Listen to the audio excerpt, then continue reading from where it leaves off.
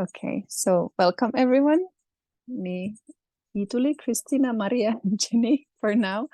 Let's see if others join in. Some people are coming a little bit late and some need to leave.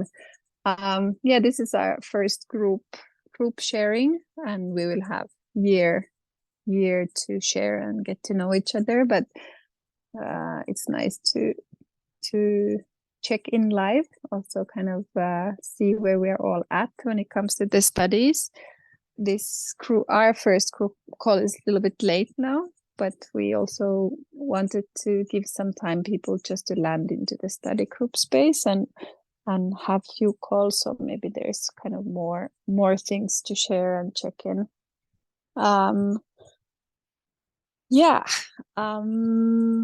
we're thinking, but maybe it can come through questions also, that if you have any questions about any kind of a structural or practical sides of the study journey, or something that is not clear, or something you need support, so we can kind of clarify or look at the flow of the studies. But if it's for now, this group who is gathering live, if it's all clear, and the others can clarify also in the WhatsApp group, we don't need to go there. So is there something, Maria or Jenny, you have any questions or something about the actual study journey, kind of structural or practical side? I can't say I have totally control of everything, because I go through the website, and reading, and I do my inner dance sessions, and I think those are giving me much right now with the information from the big meetings. I have a little bit hard finding the slot when I'm supposed to go in, because the first call was like in the middle of the night for me, and since I've been working full time right now, it wasn't possible for me to go in with that. But the second meeting, I missed that one because I didn't know what it was. So for this group, is it always 2 calls one day and then the next day after that, or how is it looking in the future?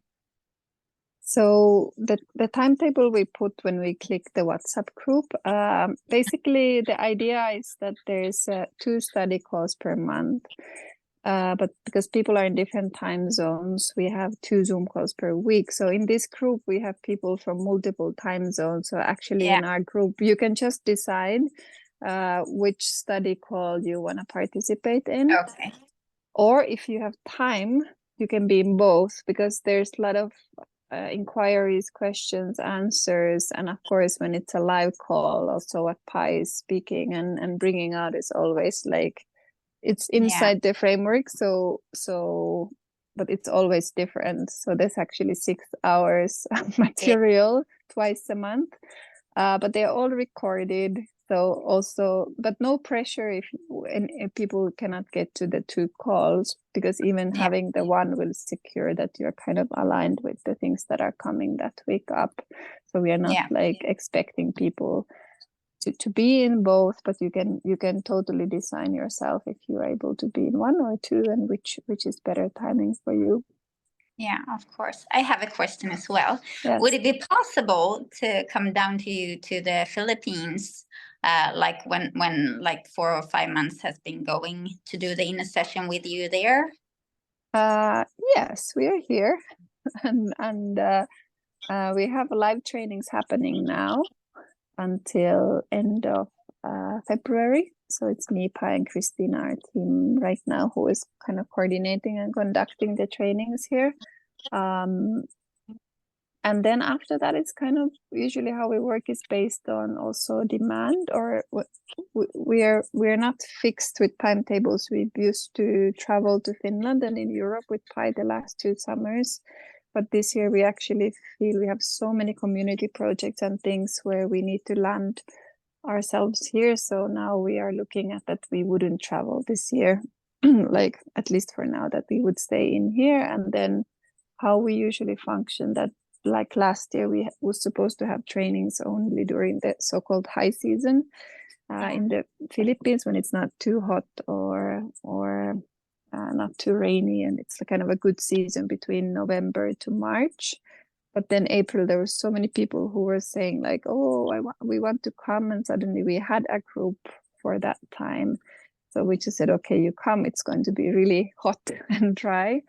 So just write us and see if there's a timing that is aligned with you. And then also if we have some actual official trainings happening in another timeline. But it's still open. But for sure, if people are coming, especially if people are coming from the study groups to this side of the world, we are here and we are doing all the like work with the kids, and that's a big new prison project that we might start in our island. Also, we do things in Manila.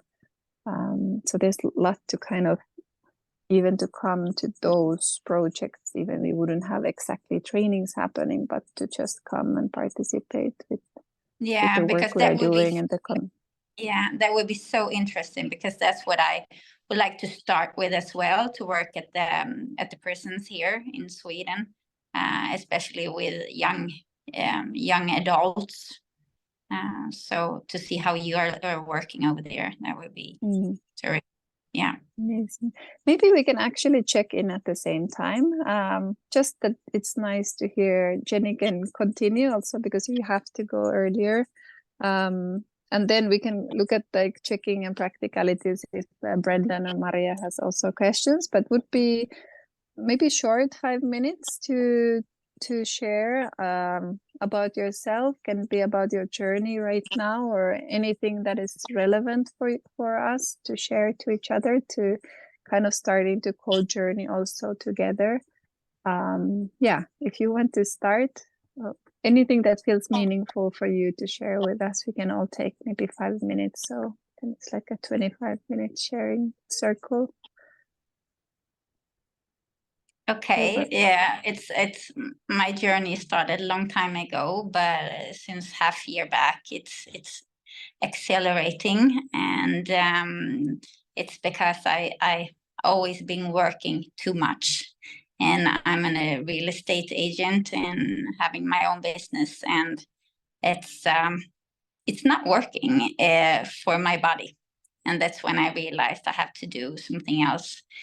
To get inside and to know about the holistic way of living. So that's where it started. It started that I started to read as a medium, connecting with the higher self and everything. And then it was just another course and another course, different kind of ways for the healing courses. And then I went to this inner dance course that was for 1 week. And after that, I was just stuck. It was the most amazing thing I ever experienced. And after that, I just decided that I need this in my life. And there's so many people around me that needs this.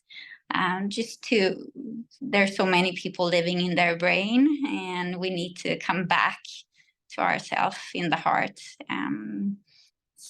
And I just feel I have made a big transformation for myself. I'm so much happier now, and I just feel so grateful every day I get up. And this is a way I want to continue living and sharing and potentially working full time with. I want this to be my job in the future. So yes, that's me. Thank you. Thank you. Amazing. That's Brenda. Maria next. Okay, hello, I'm Maria Dimitrova. I'm Bulgarian, but I live in Spain. I know inner dance like 5 years ago. I started to work. I'm a holistic therapist more than 15 years, but since I find inner dance, my work is different. Everything changed inside me. The way to perceive the world is different. I'm much more calm, and I have a lot of confidence in the universe and trust in the life and myself and everything. I love inner dance. And I start to teach a lot of classes first, more than 2 years. And after that, I starting to do course for facilitators in Bulgaria and here in Spain. And one moment.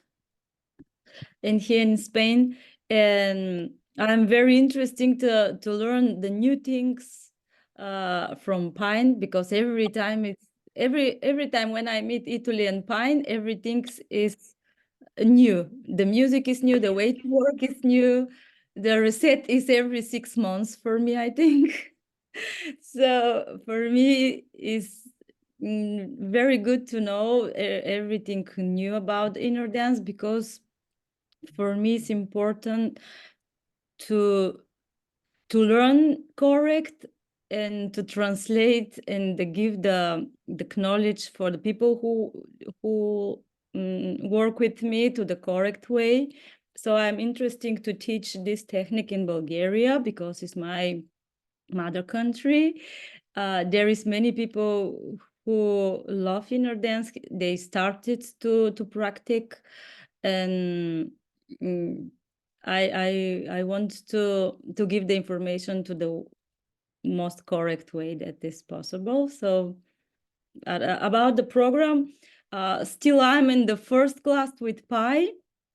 And I didn't do a lot of stuff about this because I traveling a lot until yesterday, and I'm here and I will start to beginning, and maybe in the second class I can have more questions and more doubts, but for now I have to listen. But about the first class, was very interesting for me to learn about the 0 points, because the last time when I went in France, and when I going in the energy field with inner dance playlist, the energy showing me exactly where is this 0 points between to be born and the date. Sorry, my English, but I didn't speak English a lot of time. So exactly these things that I saw during my inner dance experience in France, the last summer, exactly is the things that I speak about the 0 points. And this is very important for me to understand this process, because there is many people who have the same experience during the class. They giving birth, or they start to born a lot of time and they died a lot of time. For me, this happened the last time when I went in one inner dance class with one of my students. I giving birth, I was born 3 times and I did five times. And I understand that it's very important, this cycle, to reset the mind, to heal the emotions, to heal everyone cells of our body, and to continue the life. And this is that I understand, and it's very, very curious for me to continue with this knowledge. Thank you, Maria. Thank you.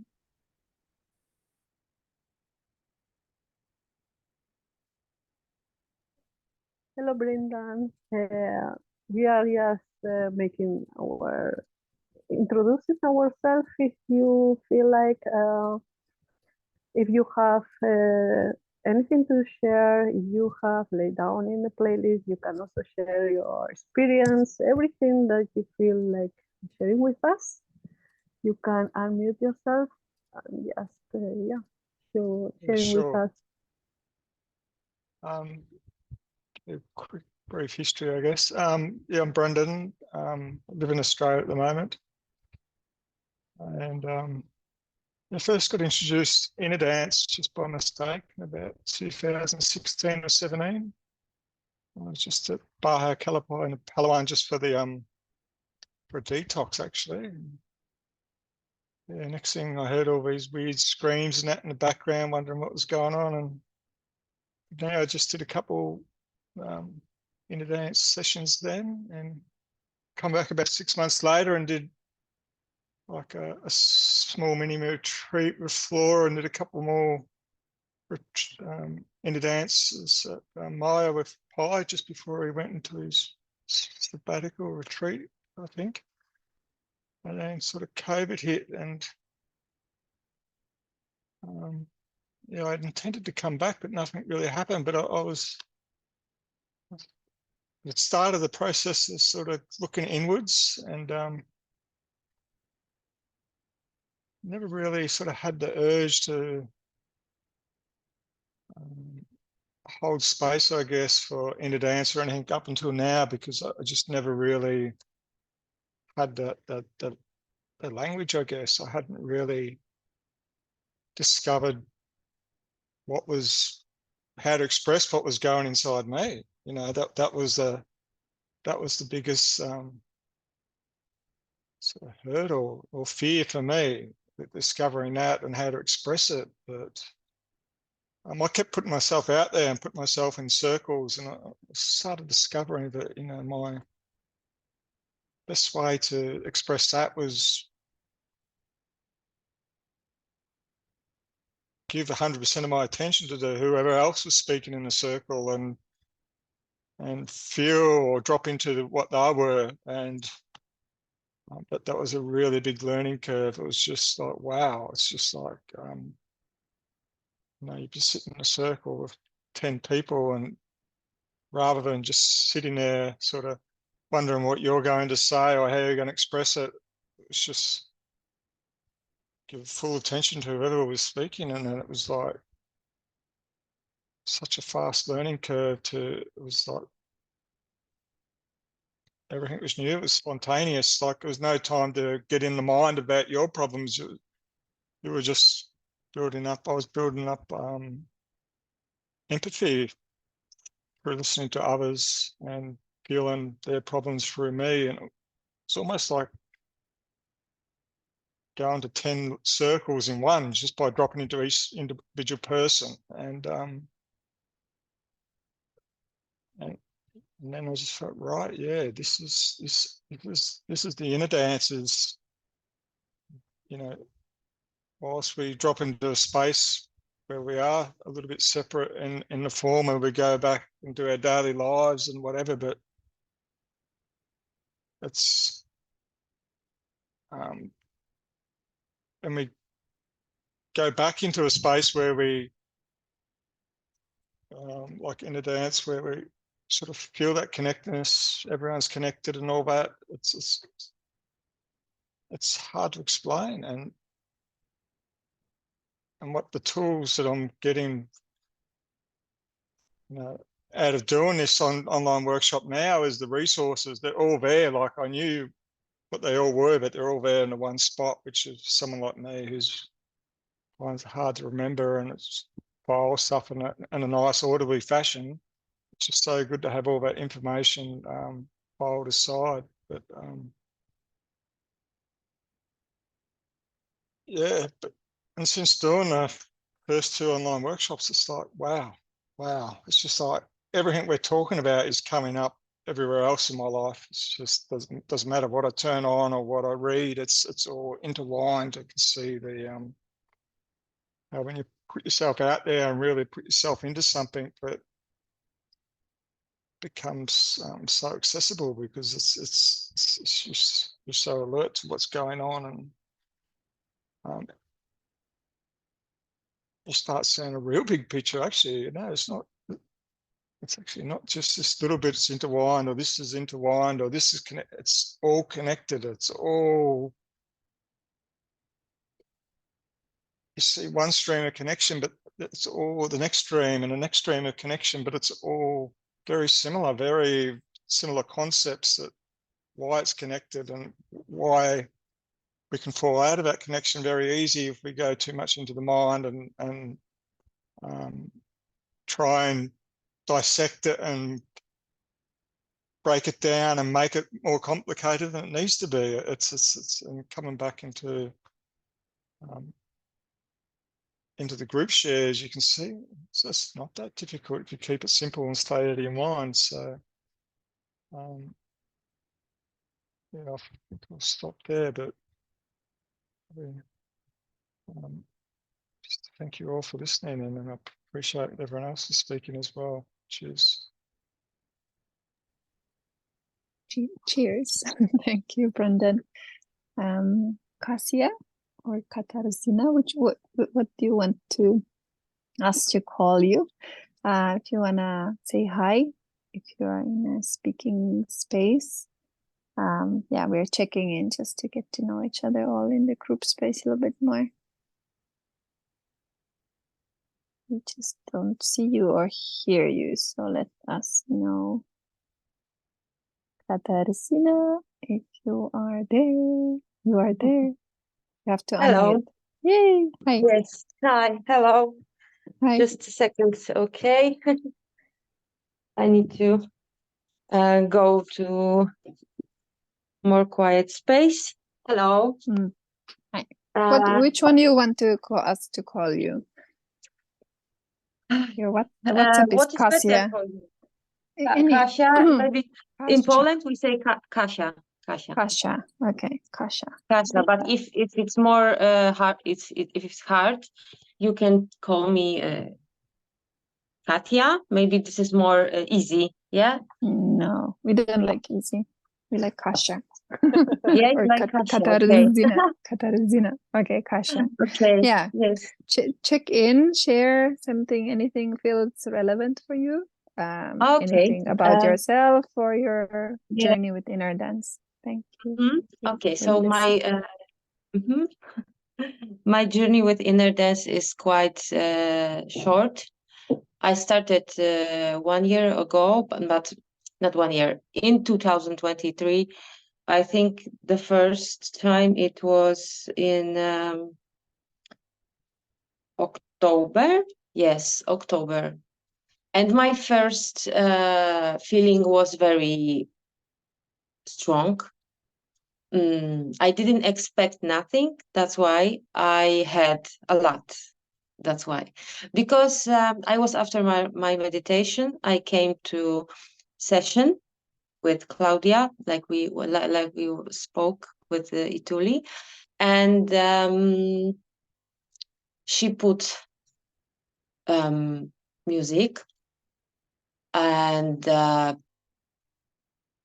have a very empty mind because it was after my meditation. I was meditating 1 hour, and after that I came to session, and I think that's why I didn't have expectations, because I didn't know what it was.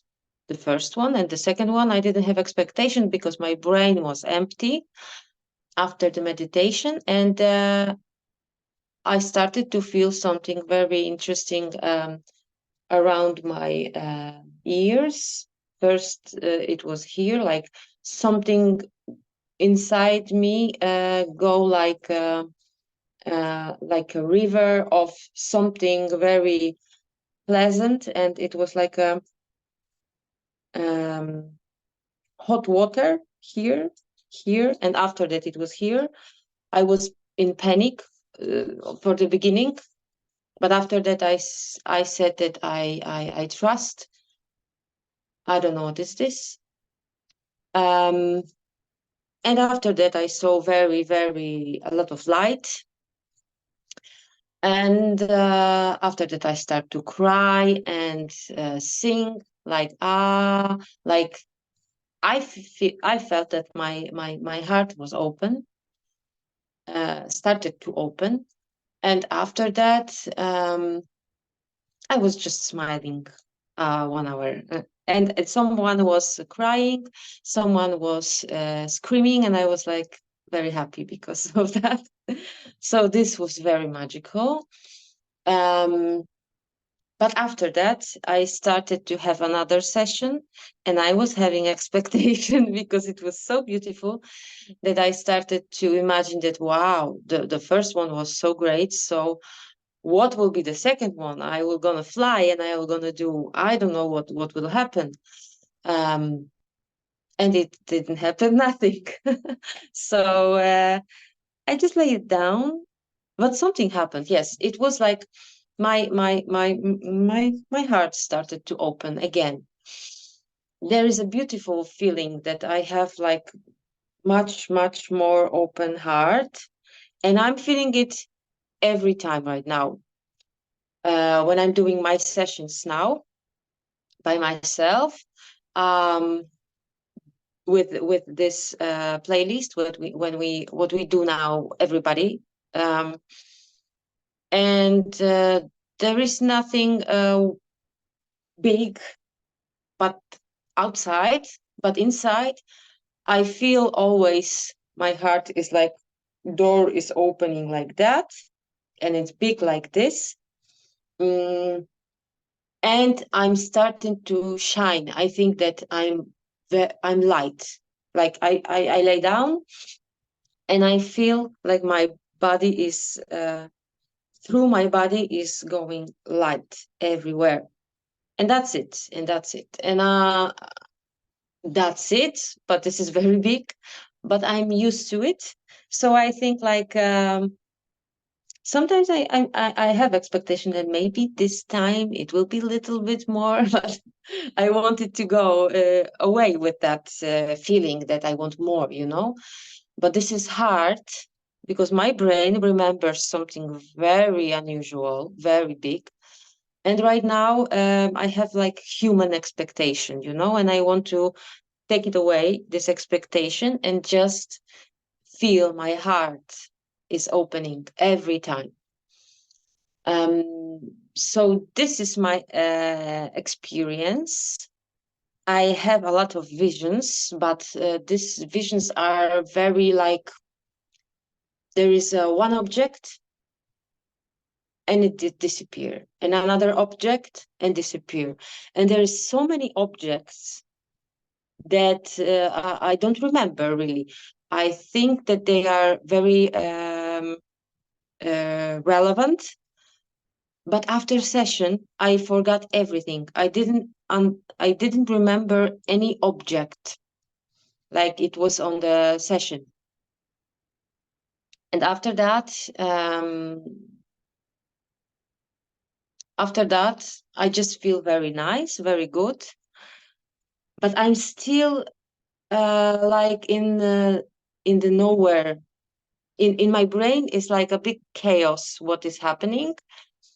And with what Pi is telling and what people are telling about their feelings and their sessions, sometimes I sit and I'm thinking like what they are talking about. I don't understand. I don't know. All the time is I don't know. And sometimes I feel that I'm stupid, but after that I know that in my brain the new neurons are waking up. Yes, are get birth like this.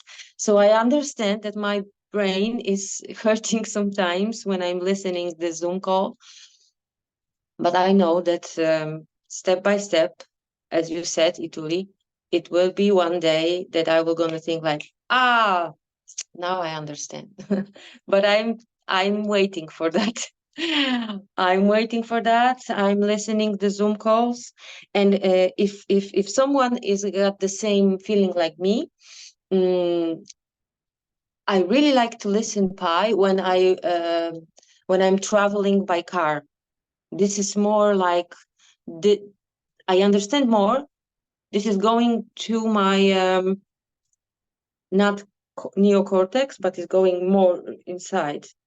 It's like this subconscious mind, I think, that I understand more when I'm traveling by my car. And also what I want to ask maybe you, everybody, how do you feel with that wisdom? And how do you exercise? What is your routine to implement that knowledge? Because this is a big knowledge. I want to know more. I want to know feelings of everyone else. This will be more easy for me and more easy for everyone when we will share how we are doing it. Okay, I want to thank you and have a great, lovely day. And this is all what I wanted to say. Thank Thank you very much. Thank you. So there, yeah, we are Sigrid, we are checking in. So we are kind of Jenny, Brendan, Maria, and Kasia introduce themselves a little bit,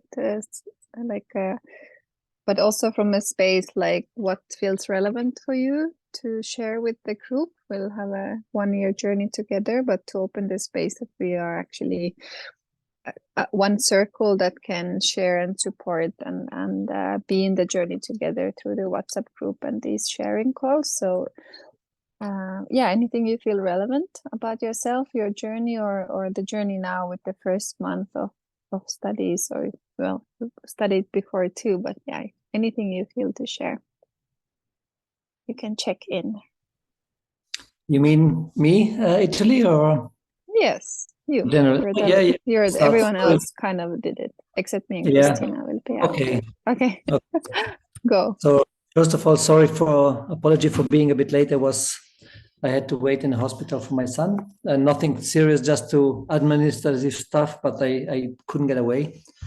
So anyhow, yeah, the journey for me, it's very, very interesting. As you know, Italy, I've been already some time with you and with Pi.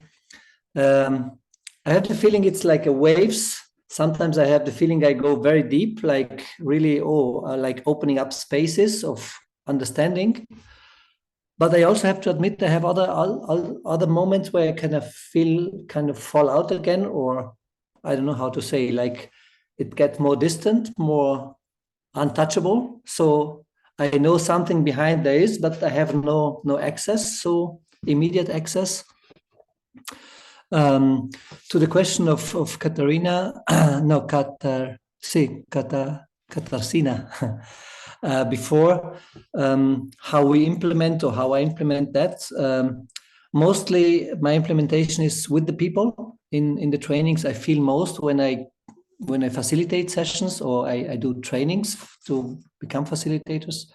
So there's where I totally emerge, and it's really the feeling I lose partly my own. It's not coming from my own knowledge or making up something. It's just what I talk, what I do, it's being part of that field, and it just kind of feeling kind of dissolving myself into that without disappearing, but dissolving would be a good idea. And that feels very, very blissful each time I got that. But I also had to learn not to get attached to that feeling. So because it's something which is there, like you open a window and you see the landscape, but then again when that's closing, it's not that accessible all the time. I don't know if that makes sense. So for you, I had the last. I lay down yesterday with the playlist, the Odyssey. But I was very tired. It was around midnight, so I actually also after a certain time, I'm sure I fell asleep. But I had a very strange feeling. I had like the feeling that my body was like empty. I could feel like if I could feel the skin, but within the skin there was nothing. Like like an armor, like a skin. I had like a Jesus Christ on the floor, and I had the feeling that my body was empty, my arms were empty, but still being heavy, and I had the feeling there was just the outer skin. That was the main perception I got through that journey. And then I think I went somewhere or fell asleep. I woke up before the music stopped, though. I don't know why, but I realized it, and then it stopped after a couple of minutes when I came back to conscious. Well, I don't want to take too much time to bring that, because it's very just spontaneous what comes up. So yeah, looking forward to listen also to you and to the others, to everybody. So thank you for making this possible.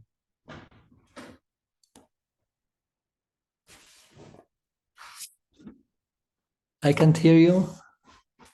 We're negotiating which one unmutes or, or introduces me or Christina. Thank you, Sigrid.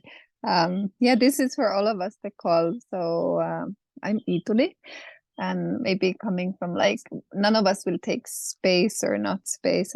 We can keep it as a collective group sharing these group calls. So if we feel like sometimes that, okay, there's some particular themes that we feel important as a group to look at. We can look at how I feel like, yeah, me and Christine are kind of a host, or Pai's also in the WhatsApp group, and he might also join this, but also these are nice that these are more sharing based. This is our intuition right now, our feeling, but we can also change it. I mean, even usually the things or themes or topics that might feel important might come up in the call, and then we can all dive into it together. So funny part was that I said today to Christina, like, oh yeah, we asked everyone to introduce themselves in the WhatsApp group, but we never introduced ourselves. So we're not really such a good hosts to equally share who we are. Some of you we know really well. We've met each other many times, or our paths have crossed, but then some we are new people in the circle. So shortly, also not to keep kind of a personal story too long, but and maybe I can relate a little bit my experience with inner dance to the study processes. I got to introduce with I call it a process. It's a one interesting question that how do we all define inner dance? Like, what is it to us? What is it to us? It's very unique and different for all of us. I think that's a really good question to hold for ourselves during the study journey too. Like, okay, what is this? And then when we learn something, or our perceptions might change, or we might look at things from another angle too, to reflect that question, that what is inner dance for me? And what is inner dance for us? Because there's what I've experienced in the 9 years, that there's some really deep connection, or there's like a weaving of web or network with the people who are part of this work or process. Or so I call it a process. Some people say it's an energy, or it's a space, or it's a yeah, it's not a modality, because it's the modality that is the most free non-modality for me. But yeah, for me, I could say it's kind of this space, like a free space to really explore what's there. Who am I? How am I constructed? What are my belief systems? What is, like, really what Maria also was talking about, birth and death. Like, what is this whole life about? I have no idea. And then I think I have a hint of something, and I'm into something, but then at the same time I get into these existential crisis points. I always say to Pai when I'm in that day sometimes that, okay, now I'm in my existential crisis, that nothing makes sense. There's no point. What are we doing? What am I doing, and why? But so the process, or the space that inner dance and the journey with it has really offered like a study platform or laboratory for myself to open to those realms. And it was very new, because I'm very brain analytical, quite skeptic. I'm from Finland, and I worked 12 years in an NGO world. I'm a producer, coordinator of stuff. I had to have everything under my control, or in a linear way. I had to do big projects with TV shows. We did the fundraising programs with Finnish artists. I had 200 people, from the cameramans to the audience to everything. Like, I had to coordinate so many small particles and be responsible and be always in a very logical, linear brain part of myself. But then I have, since I was 15, I'm now 40, so that's 25 years kind of a journey. Also, when I was really young, through my mother, who was very kind of alternative or doing natural medicine and a lot of therapy work, but kind of how would I say? But that's not a creative side of me, not that much, because I studied a lot, but I have a yoga background from very young age. I studied a lot of body therapies, shiatsu therapies, Chinese medicine, whatnot, classical therapy. So I always had that in me that I'm very much in the body. So I was very interesting about kind of that experience of the body and kind of the physical, and then slowly to the energetical side of the body. But everything was still a concept for me. Like in the Chinese medicine studies for many years, 3 to 5 years when I was studying, I studied all meridians and through yoga, all kinds of chakra systems and all these theories, but there was still a lot theories. I actually didn't feel energy, or I didn't, and because I'm so skeptic in my mind, I really need to see or feel things before I actually believe in it. So I had a lot of studies, a lot of information, but it actually wasn't real. I trusted it, but then part of me didn't. Like any studies was like, okay, yeah, sure, but show me. And then my other side, I work in an astronomical club. I conducted the work with children there since I was 13. So I was working with this astrophysicist and like super skeptical people who said when you die you become soil and and everything was just physics. So I had kind of different worlds in me. And then when Inner Dance happened, I was in India in a sabbatical year, traveling 6 months there. 9 years ago, I went into a workshop called Inner Dance through Katie, who is also part of the global study group. And then I experienced the smallest movement in my finger, and then my hand started to move. And that was the first time I can literally say that I felt energy, or something was moving me that wasn't me in a conscious sense. And that was such a big opening. But even until today, when I lay down myself in the sessions, we hold trainings and sessions here, and we kind of, the roles of facilitation and laying down is more vague. Like we can explore the space. There's not such a role setting in the session. So a few days ago with the training group, I laid down, I don't know, was it the half session or whole session? I'm still split. I'm in my mind thinking about, okay, what do we need to buy tomorrow to the group? I need to go to that market and buy this food and organize this and that things. And at the same time, my body might be moving, or I might be in the process of the flow, but I can totally just plan things out and organize my thoughts and brains. So I've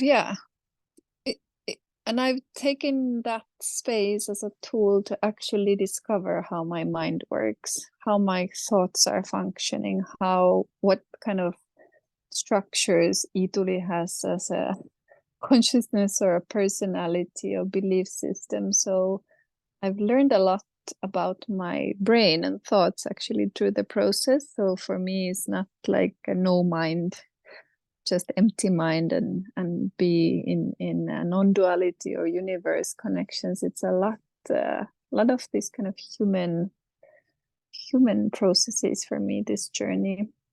But big openings. Since the first, I slowly went into listening that intuition, and 5 years ago came to the Philippines for the first time, and then moved here 4.5 years ago, and now taking care of cows, dogs, cats, our team, and myself sometimes, locals, living here, having kind of a laboratory of living in the nature, in the mountains, and inner dancing kind of in an everyday life. When it comes to sessions and playlists, I mostly use them myself when I have my menstruation, like really intense pain. So I find that's the most usual time I actually go into the journey is when I'm working, because I haven't figured out my pain process yet with it, so I use it as kind of a space to go into it. It's been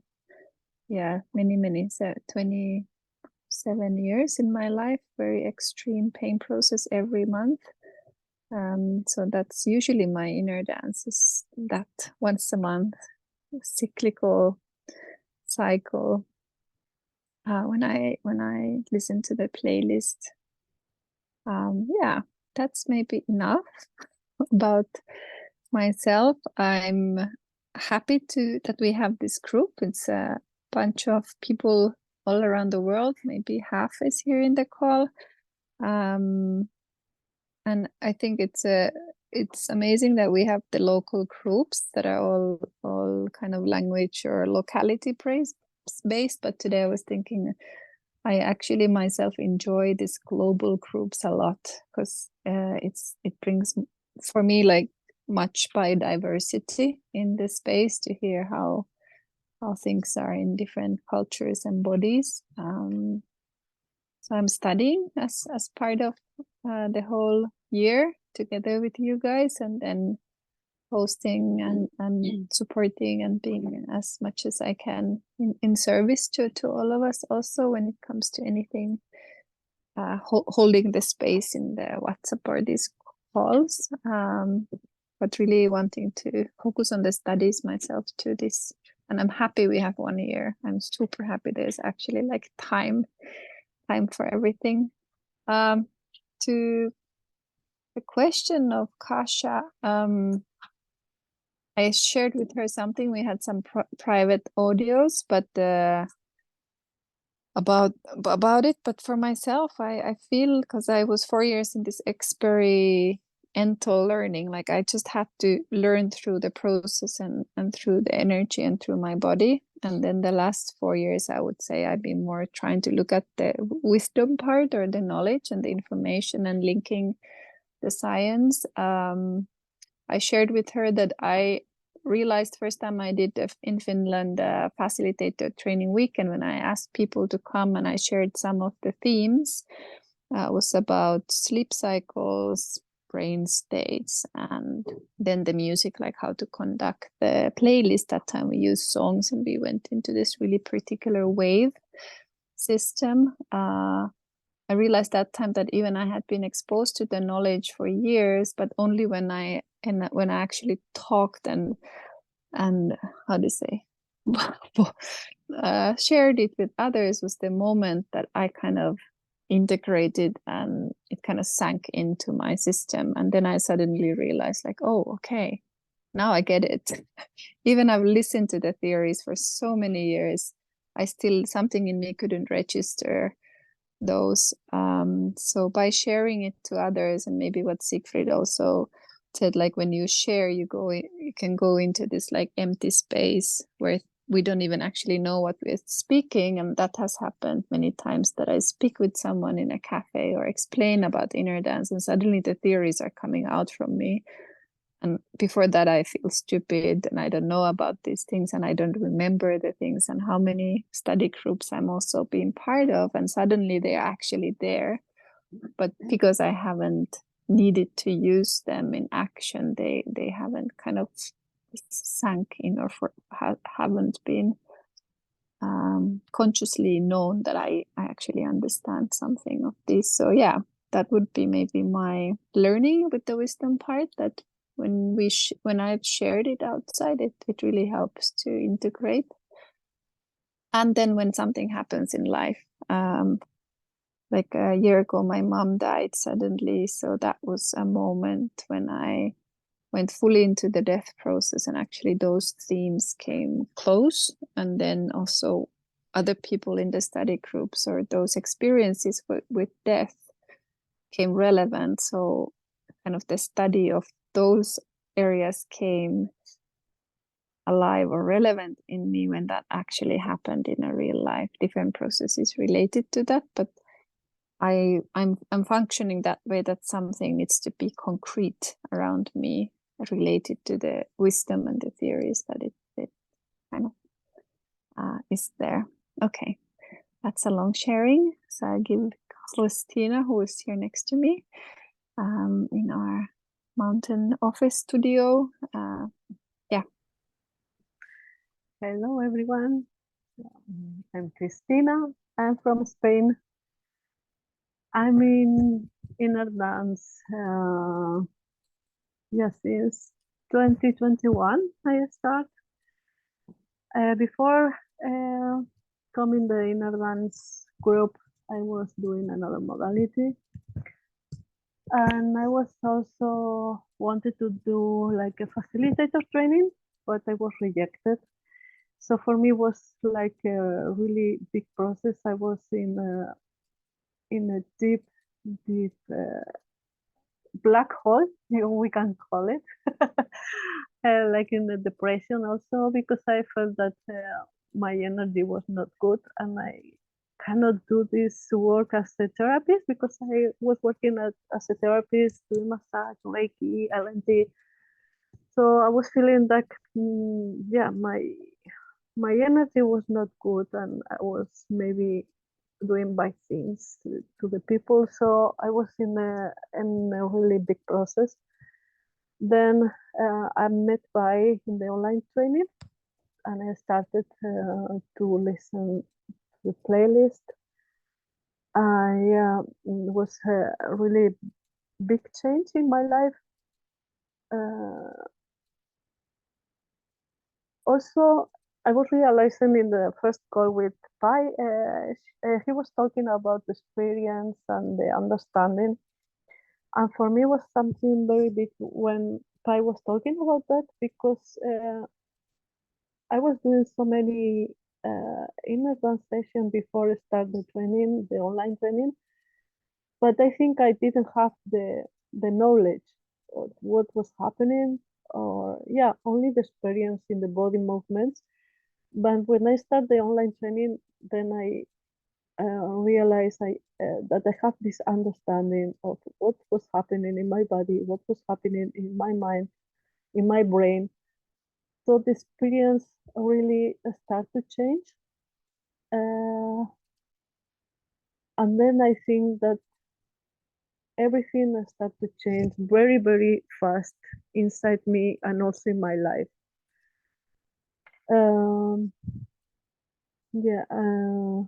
What more? So last year I came here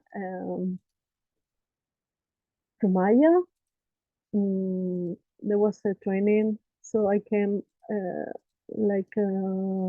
maybe one month before the training start, and I was helping Maia in Italy with the buildings that were destroyed in the typhoon.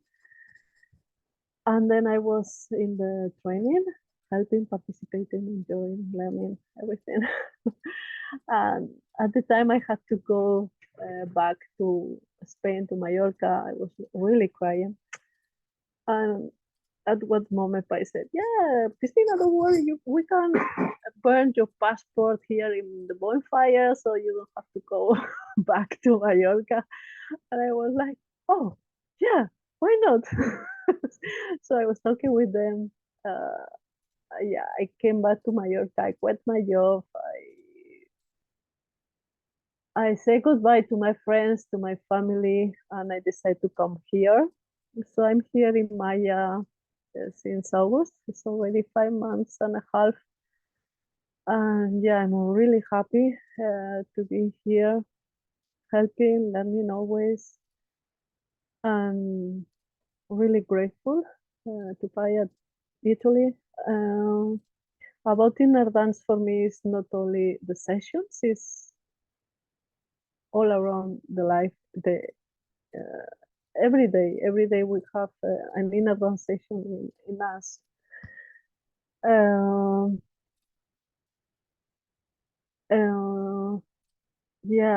Maria was talking about the 0 point, and it's not only for me the 0 point in the sessions that we can die and birth.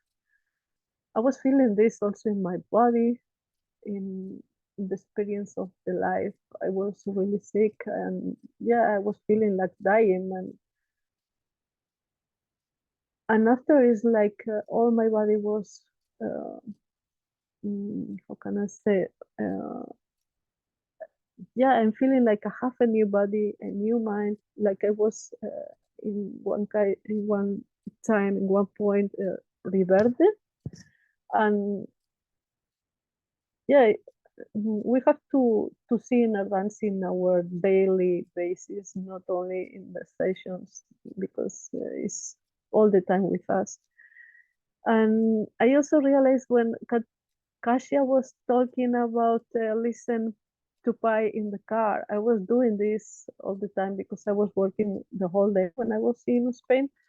So I was in the car driving. So in this time that I was spending in the car, I was listening to the Pi Zoom calls. I was listening to the playlist, and I had to say that the experience that I have with the listening the playlist when I was walking, not laying down, there was so amazing also. So maybe also we have to think about listen playlist when we are cooking, when we are sleeping, when we are driving, when we are walking, because also it changed. It's not the same way of having these feelings, emotions, or insights that normally we have when we are laying down. It's interesting to maybe try the same playlist, laying down and walking when you are making footing or running, or yeah. For me, it was really interesting to find also this way of listening the music. I think that's all. Yeah. Thank you all. I'm very happy to be here in this group. I'm also in my local group in Spain. But for me to do it in English is also a challenge because it's the first time I'm doing something in English. And normally I do it all in Spanish. I was also holding trainings in Spain, but always in my language. So now it's something new for me. It's a challenge. So thank you. I'm very happy to learn with you and to be with you in this space. Thank you. Well, so yeah, where do we go from here? We don't need to keep these calls like 3 hours. We can keep it as long as we feel it's relevant, that we want to connect, or what actually like emerges naturally in the space between who is here and then other people who might be listening afterwards, that if we can interact these sharings to the WhatsApp groups or anything that comes up or feels like it. Yeah, any particular other sharings or questions or insights, or yeah, anyone has in mind after all of us has checked in now? What do you guys feel? Anyone wants to share more?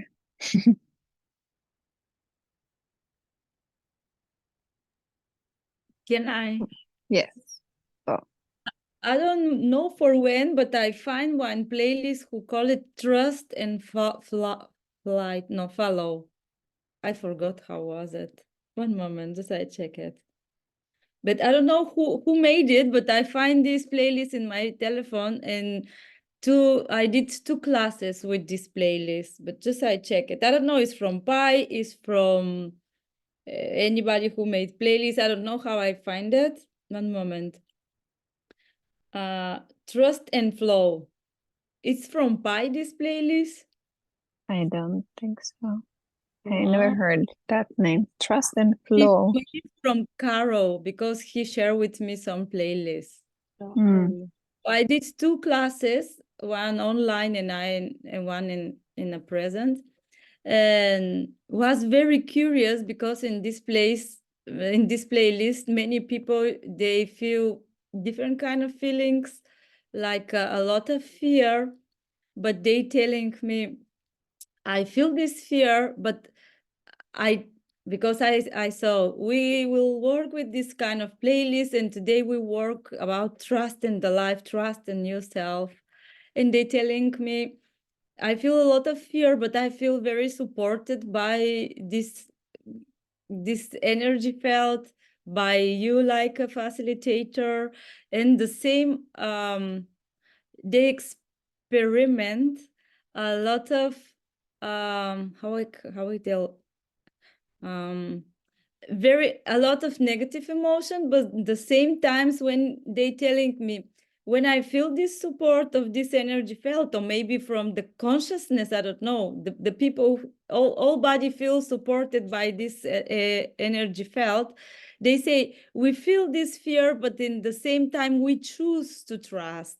So I observe that during this experience, like 3% telling me the same, they have a possibility to choose which kind of emotion that can feel in this place.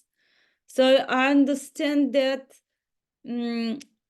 most of the people, they have consciousness and this connection with the consciousness. I can't express exactly what I want to tell, but it's curious because I think that many people, they are very mental people. They can listen and then they can't feel the music in this moment. But in the moment that they have consciousness about one emotion, in the same time they consciousness that they have a choice to choose, they telling me, I feel the fear, but I choose to trust. So very interesting, this behavior, because look like that you follow the playlist, but in the same time, you have consciousness inside in this experience. Do you understand me? Because my English is so bad. And this was very curious for me, because normally the people say, I have a fear. I feel a lot of fear. For example, I am anger. I feel a lot of anger. But in this class, exactly, the people telling me I choose the way. So I observe that compared with the before 5 years ago when I started to teach classes, and now the people who coming constantly in the classes, they develop other kind of perception, and they, if before 5 years they couldn't manage the emotions, they express only the emotion. Now I understand they have more consciousness about which of the both vibration, fear or trust they can choose. So for me, this was very curious. I don't know if with anybody who teach classes happen this the same. So I observed that the people have other kind of consciousness compared with 5 years ago.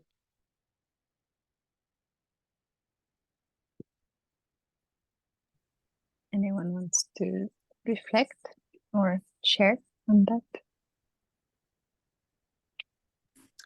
Yes, I could share my experience, and that pops up very often in the trainings where people at some point in the process they are facing trauma. They often search for support somehow from the field or from the facilitators or even in the sharings. And what we always say is the fear in form very subtle as doubt, like the consciousness or the mind telling you, well, this is not going to work, or what I'm doing here, whatever, what type of, am I capable of doing this? All the skepticism about our own capabilities of, can I be for others? Who am I to think so big? It's crazy, all these kind of doubts. Say, yeah, it's okay to have them, just observe them without giving them too much of attention. Don't engage in a dialogue with, because it's another trick of the ego to keep you there without allowing you to continue. What we always say, and that's also what I do in these moments, to say, I see you, I hear you, and I decide not to give you too much of attention because I have a path to follow and I trust what's coming.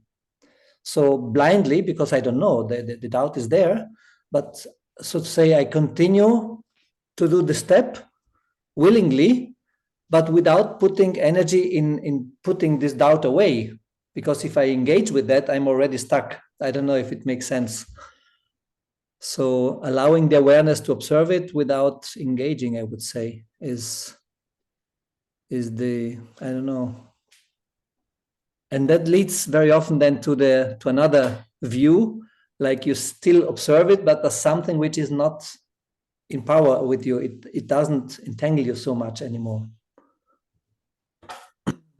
Yeah. It's very curious to develop the way how I meet before the energy, and now every time is different. And so I feel when I do facilitating, I facilitate the classes, for example, I feel supported for different way. Every time I feel more empty of knowledge, empty of material, empty of body. It's like I lose my identity like a human being, and I become with nobody, only energy maybe. And this kind of feeling is very good. So for me, it's like the new way to break the matrix, maybe. I don't know, because I never speak in the classes about this, but maybe I can share with you this feeling that every time is more strong, the feeling that I am not material person. It's very, very strange. It's good. It's good sensation. Mm-hmm. Yeah, because before 5 years when I started, I feel a lot of headaches. I feel a lot of energy, and maybe I didn't know how I can manage this. But now, every time when I finish one class, I feel very light. Feel like very. I have not headaches. I feel that I wasn't work. It's like only I be there and do nothing, and everything happen without me. And the person feel more confidence, and they feel like more powerful. And I'm very happy to be in this field, to remember, to help to these people to remember. But in the same time, I learned about this non-material field, that everything happened there. It's like a fairy tales. I don't know. It's very, very magic. But the sensation is different. So I observe that depends of the playlist, depends of my inner work, because every time during the week I do different kind of inner work, and depends of the inner work that I'm doing, the people have similar experience. For example, this week I work with pineal gland. I did a lot of meditation, music about pineal gland. And yesterday I teach one online class, and the person, everybody speak about third eye, the intuition. And I think, wow, it is nice. What's gonna happen if I do Tantra class? I don't know. But it was very curious, because it's invisible, the information, but we the sprint, you in our honor felt, we giving this information without words. So was very curious yesterday. Everybody telling me, I saw one violet light in a third eye, and I saw different kind of lines with different colors. And actually, this is the meditation that I'm doing during all these weeks, because before 10 years ago, I learned one meditation in Chile about pineal gland, and I start to practice it only by myself and without words. The people perceive my inner work is very magic. There is no secret. Yeah. Amazing. I think like that comes to my mind, like kind of linked to those both, that when, and I also can relate totally of the first years with inner dance or with the process, that when like emotional processing and really like like that if I feel sad, it was all about the sadness. So there was like the catharsis or the emotions or the things that was coming out from people also in the processes and in myself, like I was attached to that. Like the fear was felt as a fear and I was going through the fear process, but then I don't know, I cannot that it exactly correlates, but something changed with the music also, that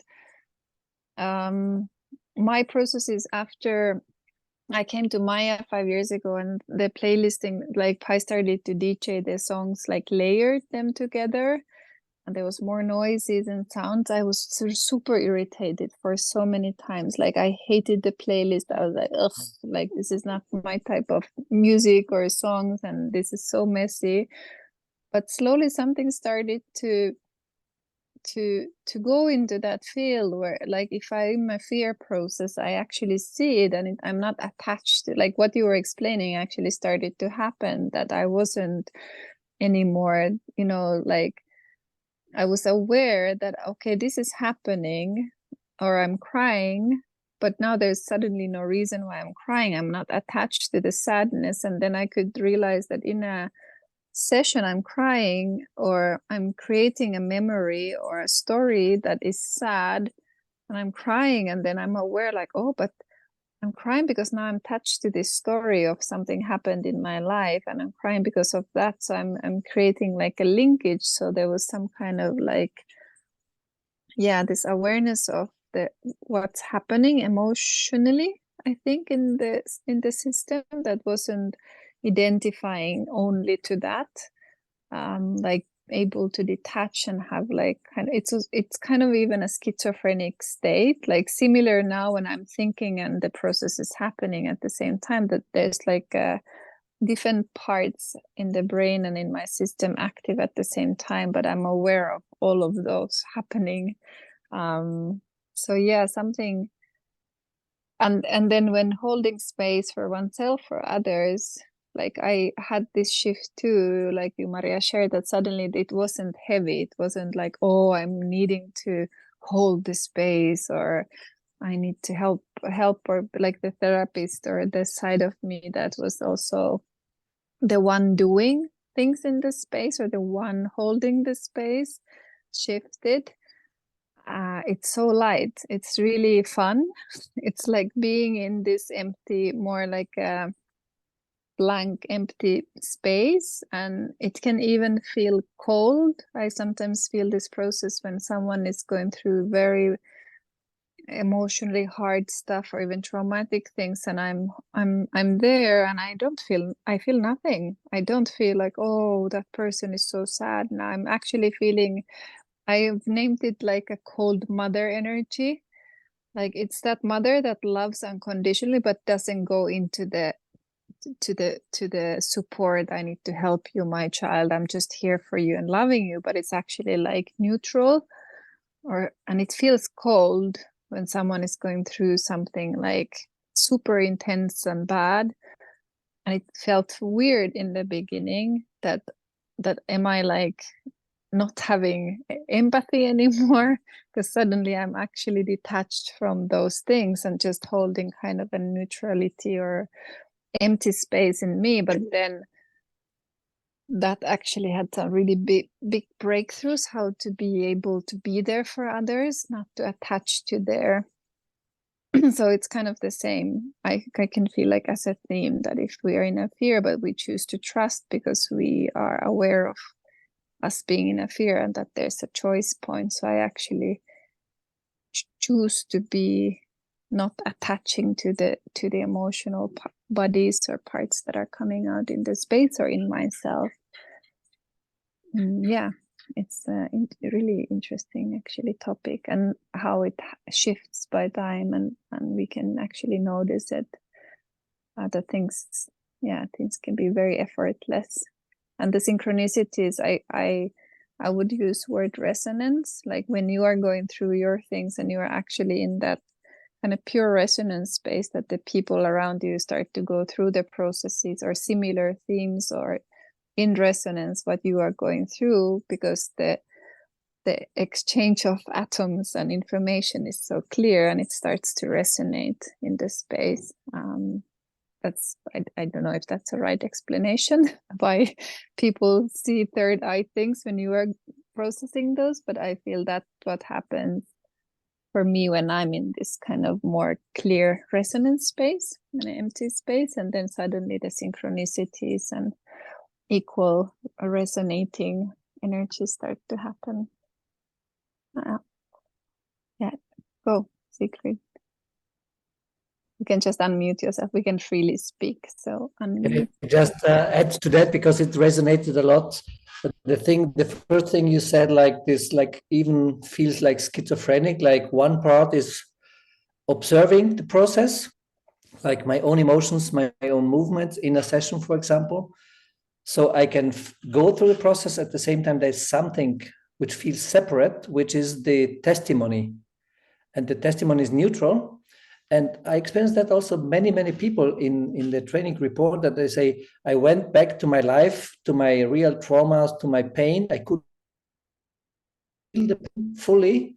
At the same time, it didn't feel overwhelming. So I could, and then when they come back, they feel like totally released. And I've been thinking a lot about that. And it's like a super consciousness, which is above. I would even say it's a hierarchical thing, which it's capturing or keeping it all, like in a space where everything is happening within me.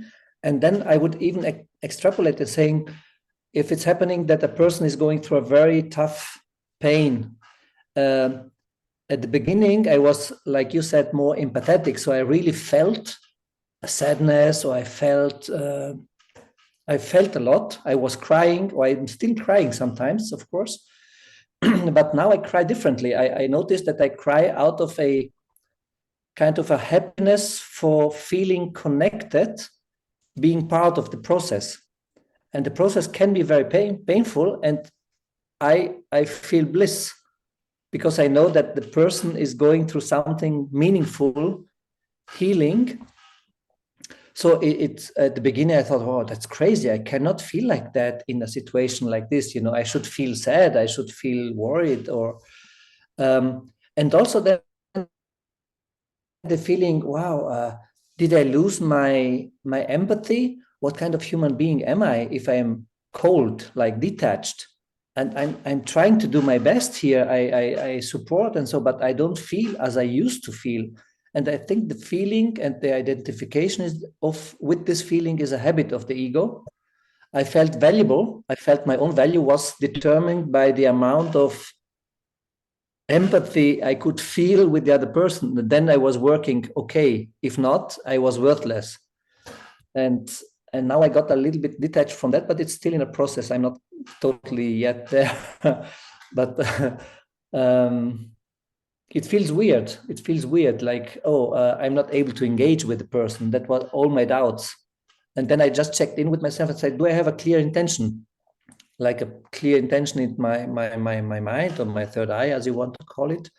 And do I have an open heart, which is just open, without any wanting a result? And then I realized, if I can let go of the result, I want something to happen. I want the person to feel in a certain way. And somehow my ego wants to be recognized that it was me helping the other person to go through that. And now when I let go, as you also said, Maria, I'm not there anymore. So it's just, I'm part of the whole process. So there's nobody there to take credit for the process. I don't know. And that feels even better, more free. But as I said, I'm not always there. It's just a few glimpses, and I'm very happy when I experience that. And I think that's the way which feels real. Yeah. So thanks for reminding that. Thank you. Can I?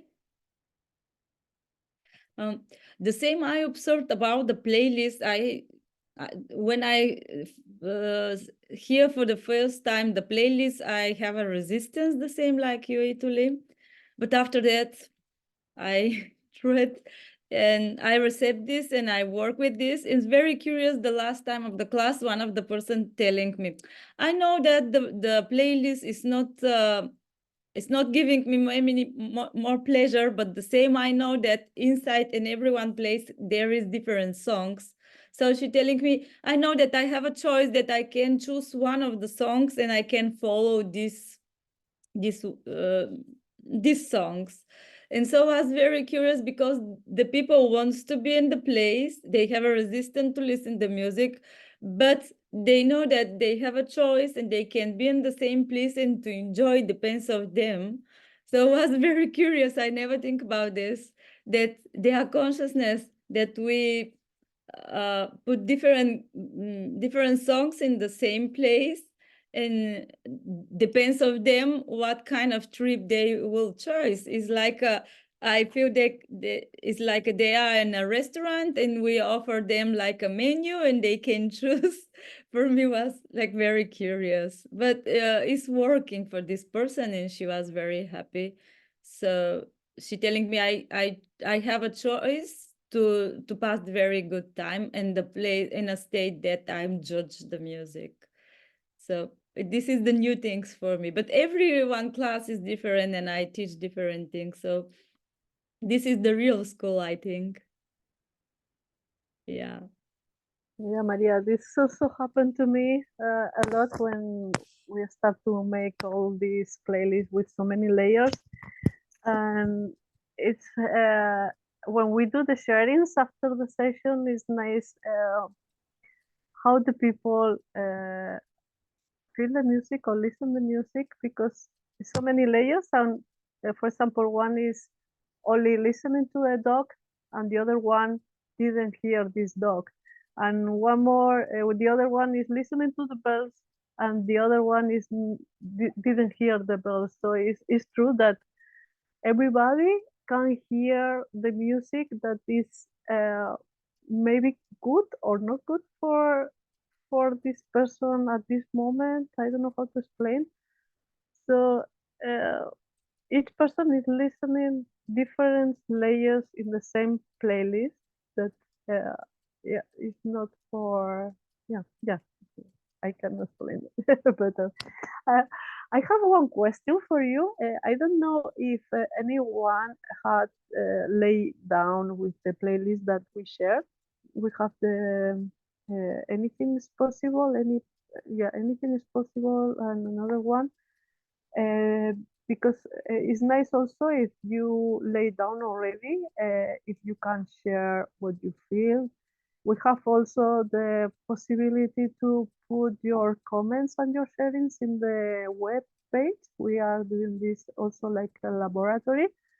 And like this, we can see the different experience of each one. So if you lay down and you feel like sharing here or in the WhatsApp group also, we can put it your comments in the web page that we are doing in this trimester is the violet color. So yeah, it should be nice also. Thank you. I have not time to do it, but this week I will do it. Sorry. Thank you. I think in the web page, I don't know if you guys have watched it, there's the experience section. Then it has multiple playlists, and then each playlist under it, you can write a comment. So if you're listening to one particular playlist and then you journey, and this is for the whole global study group, which is, I don't know how many of us, is even maybe 80 people. Was in the last call, maybe 100 of us. So it's going to be like a library or like a archive of experiences. I read few of those, for example, if I laid down on a playlist. So it might be interesting if you have time and you want to share there under that particular playlist, you can share the comment what you experienced, kind of mimicking what Christina shared, the situation where we have a session, we share after, and kind of only through the sharings we sometimes can see the synchronicities. Also, what Maria was sharing, that when people share after the session, suddenly, everyone is talking about pineal gland or visions or certain color.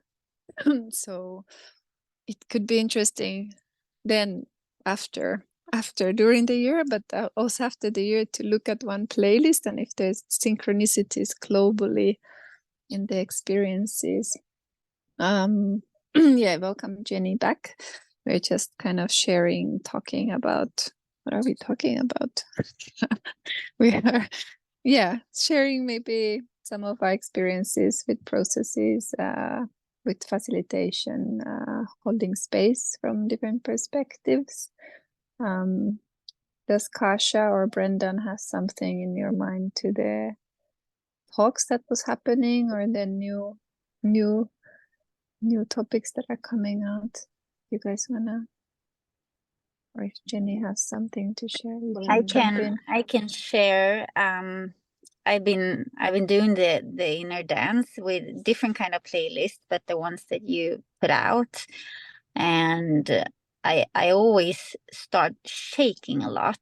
I shake a lot, so after an hour, it's not all the time, but a lot of things. And the funny thing is that when I've been doing inner dance like a couple of times during a week, a noise or something in the surrounding can start an inner dance in me, even when I'm not listening to the music. So it's that's really new for me. But I think it's because I've been doing it kind of intense lately. So it's keeping on going even when I'm not doing it. So that's actually quite fantastic, I think. And every time it doesn't, I mean, it's not related to any kind of music or noise or sound or anything, but I always come back to a period when I'm a child sitting on a horseback, and my father is on a horse in front of me, and I'm riding with him in the dark. And I have never been so happy in my life and so proud of being a part of that journey. And every time I'm coming back to the same place, we can ride at different places, but on the same horseback with the same feeling, and try to figure out, maybe it's just a form of life or whatever, but it's a very, very strong feeling that I never had with my own parents in this life. So yeah, it just filled me up with a lot of gratitude and warmness and love, I think, to be able to experience something like that. So yeah, thank you.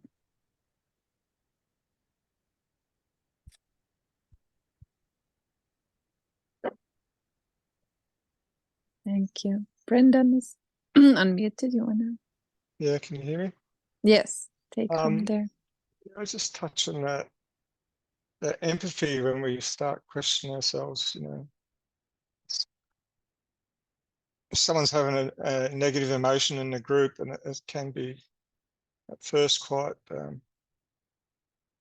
sort of try and work out, why is this person having a negative emotion? This one's positive, and you soon realize that you can't really control that. And if you get caught up in that, you sort of become stuck in the mind too much, and it's sort of nearly, after a bit of time, you start to realize that, well, a negative emotion and a positive emotion, joy or sadness, it's part of the process. It has to be part of the process, because you can't know what the joy is unless you know what the fear is. You must experience both. So if you can look at it on that perspective, you sort of realize, well, yes, it's uncomfortable that they're going through that sadness, but it's it's part of the process. It's not, otherwise I wouldn't know what joy is. It's just, you need to experience both to align. So yeah, I found myself, sometimes feeling responsible for those negative emotions, and also sometimes feeling like responsible for the positive ones, and either been lost in the ego when the positive ones and the negative ones are sort of going inward and sort of closing up myself. And that was just taking so much energy. And now it's more like, oh, if I'm not feeling responsible for either, making either, I'm just doing, I'm just being, I can be more spontaneous, which is what these new playlists seem to be more spontaneous too. People aren't sort of expecting an outcome, because the playlists seem to be so much different to, they seem to be able to relate to them less, because this music you hear on the radio and stuff, just random sounds now. So, but I sort of forgot what I was trying to get to now. But yeah, responsible. I'm not really responsible for their emotions or my emotions, to be honest. If I don't get caught up in that story, instead of feeling guilty or feeling like I've helped them, I can actually give them full attention. And that's what really helps them the most, is giving somebody full attention rather than me trying to work out how to fix them. Actually giving them full attention is giving them a space to fix themselves. It's sort of like, and if I was fixing them or somebody else is fixing them or helping them, it's almost like it's taking their sovereignty away, like they're not capable of helping themselves. But whether you can just hold there and not be judgmental about what they should do or how they're doing or what they're about to do or what they're thinking, it's almost like they start answering their own. They bring out their own solution they always had, because they're not feeling like they're being judged or being sort of held, like, I don't know. I don't know. I really don't know, but this seems to work for some reason for this person anyway. So I'll just leave it at that. Thank you. And yeah, I really appreciate everyone's sort of input. Beautiful. Thank you. Thank you. Nice. Yeah, Jenny, go. Yes. It's so interesting, the things you are saying, Brandon. I feel exactly the same as during this whole time when I've been doing this. I've been trying to put my mind totally beside, just sense everything, because as fast as you think, you're kind of stopping the process. And I try to tell the people that are going to my inner dance classes, is try to put your minds just totally beside. And if you get a thought, just try to let it go. It's there, but try to let it go and just feel instead. Because I think the emotion that are coming, as you are saying, is just the right emotion at the right time. Sometimes you're very sad, sometimes you're very angry, and sometimes you're totally calm and happy. And when you start to analyze it, you are kind of cutting off the process. So without the analyzing and without the thinking, even for me as a facilitator, I try not to think and judge, just to be kind of in healing light, sending energy, being with them, and holding if I see that somebody burst or something like that, but not think if it's too much or too little or what they are feeling. Just kind of what being in the zero mode, I guess. I don't know anything. I don't have any expectations. What's come, I feel it in my body. I feel it in my heart. I feel it everywhere. But I don't want to put words on it. Just keep having this feeling and this expression and this kind of energy as it is just transforming itself. I don't know, it's hard to describe, but I think it's, for me, just thinking that I can't do anything about the past, but the past is kind of forming my future and my now, because I take up all the memories I had from earlier and form my emotions and feeling right now because of the history. And then I'm worrying about the future or thinking about something that hasn't even happened yet. So try to put the history away and the things that are coming after right now also away, being more in just the now. I mean, that's always what we're talking about, but before Inner Dance, I actually never felt what it was to be totally in the now with no former life and no past life. And I think that's the thing that helped me the most, and even try to explain to the people I facilitate, just don't have any expectation, because expectation is thinking, and we're not supposed to think, we're just supposed to be. And yeah, so sadness and happiness or whatever, I think it's just all beautiful because it's now and it's real and it's authentic. Yeah, thanks. Thank you. Beautiful sharing. Few things came to my mind. Maybe first, when Jenny was sharing that, then the process, like the shaking starts happening, or you don't even need to be in that certain space created or playlist or anything. During the years, when it kind of Inner Dance starts to be part of everything in life, when like my whatever process was happening, but when I noticed it happening outside the sessions, because I also came to I came through like a spiritual sessioning, like this is a workshop, but this is a session, which is totally opposite. For example, from Pai's journey, he did not have a workshop or a session or a teacher or anyone telling him what this should be. It just, when things comes through naturally by ourselves, it's a very different way to start the journey, kind of in that way. I think we all started Inner Dance since we were born, before, but in this way that I can for myself recognize it, how it started. But then during the years, suddenly those feelings came also like something, and I just lay down in the bed, I'm going to sleep, like a pulse starts to happen in my body.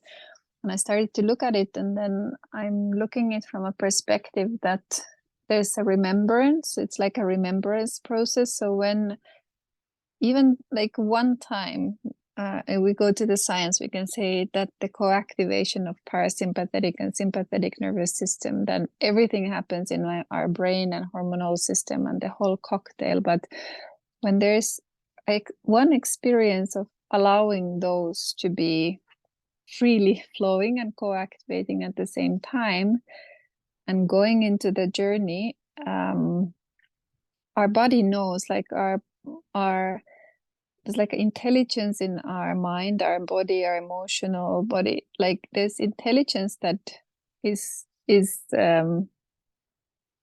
like by itself. So when it remembers, it actually knows what it's doing, and it can happen anytime, anywhere, or all the time.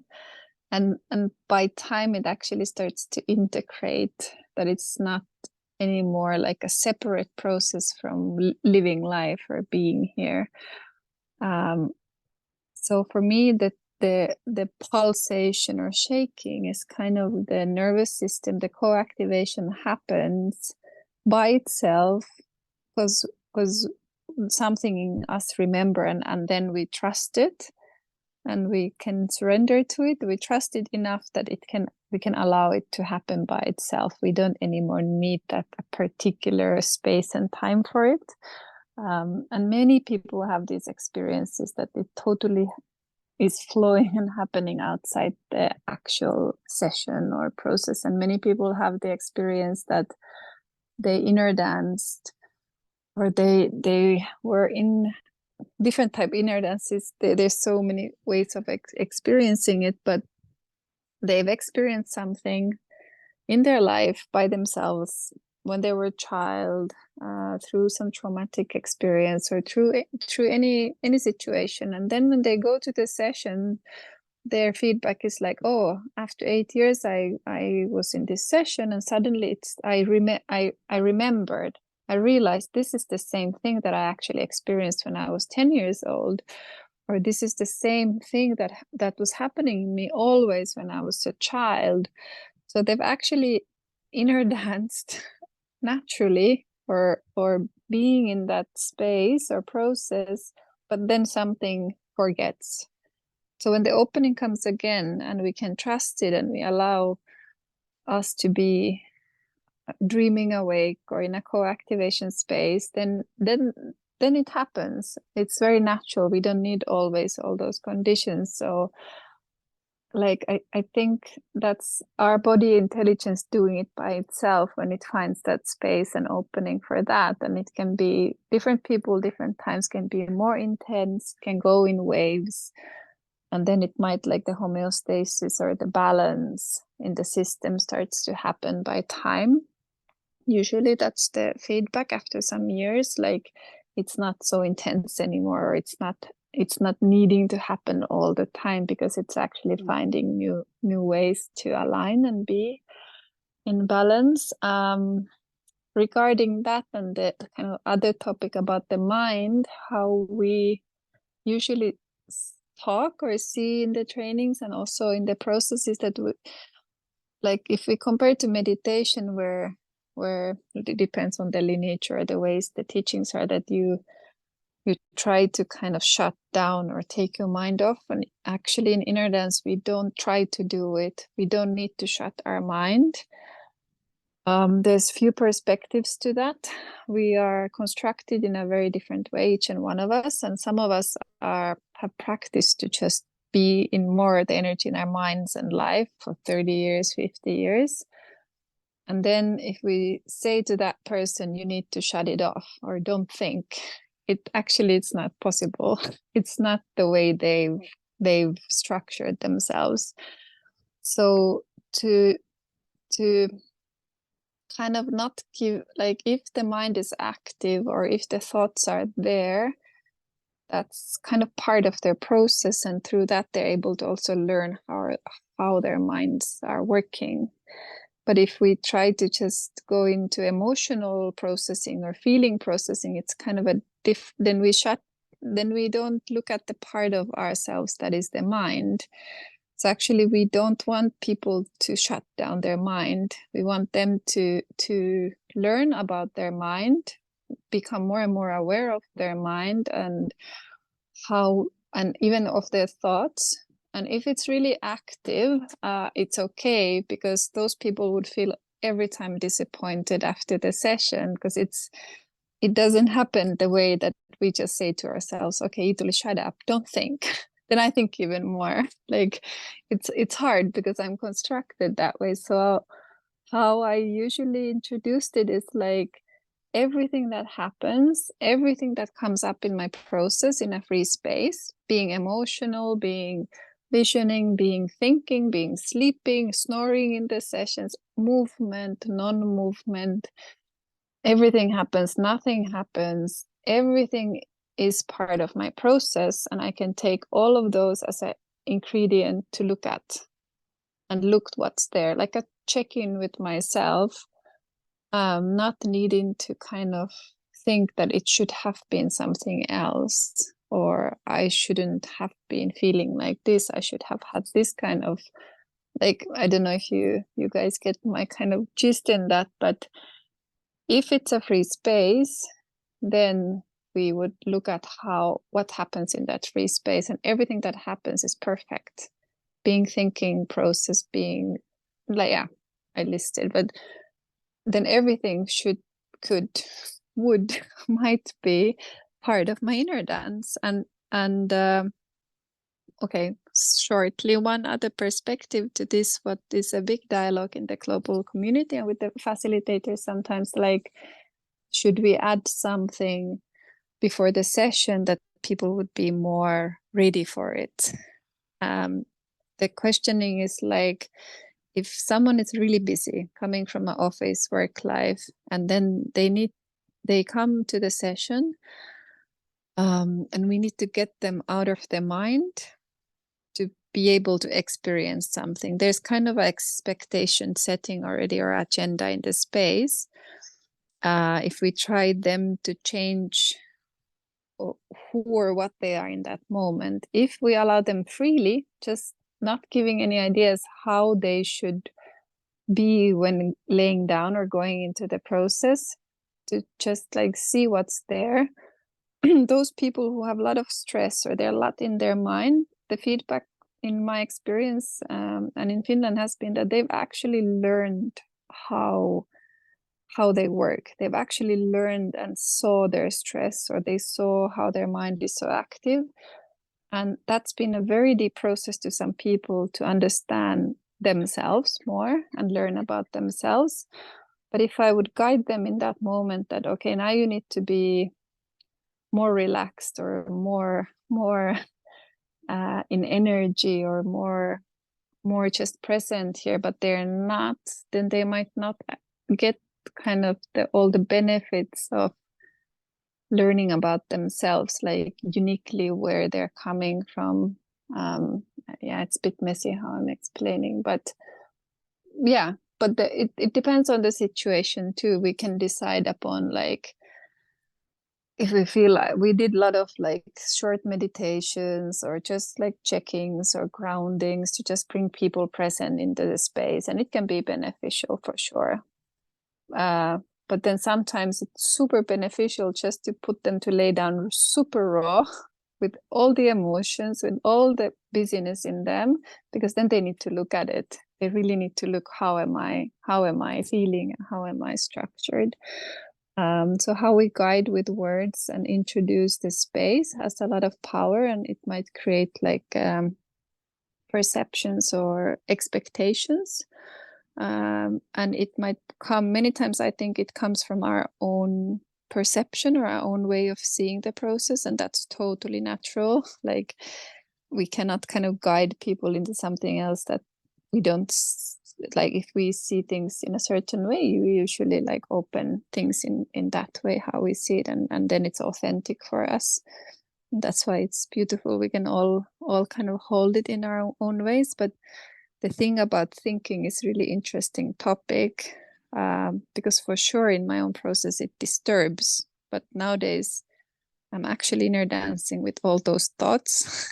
It's really trippy to be thinking and moving and twisting and shaking, or going through weirdest stuff, super weird stuff. At the same time, I'm thinking a shopping list.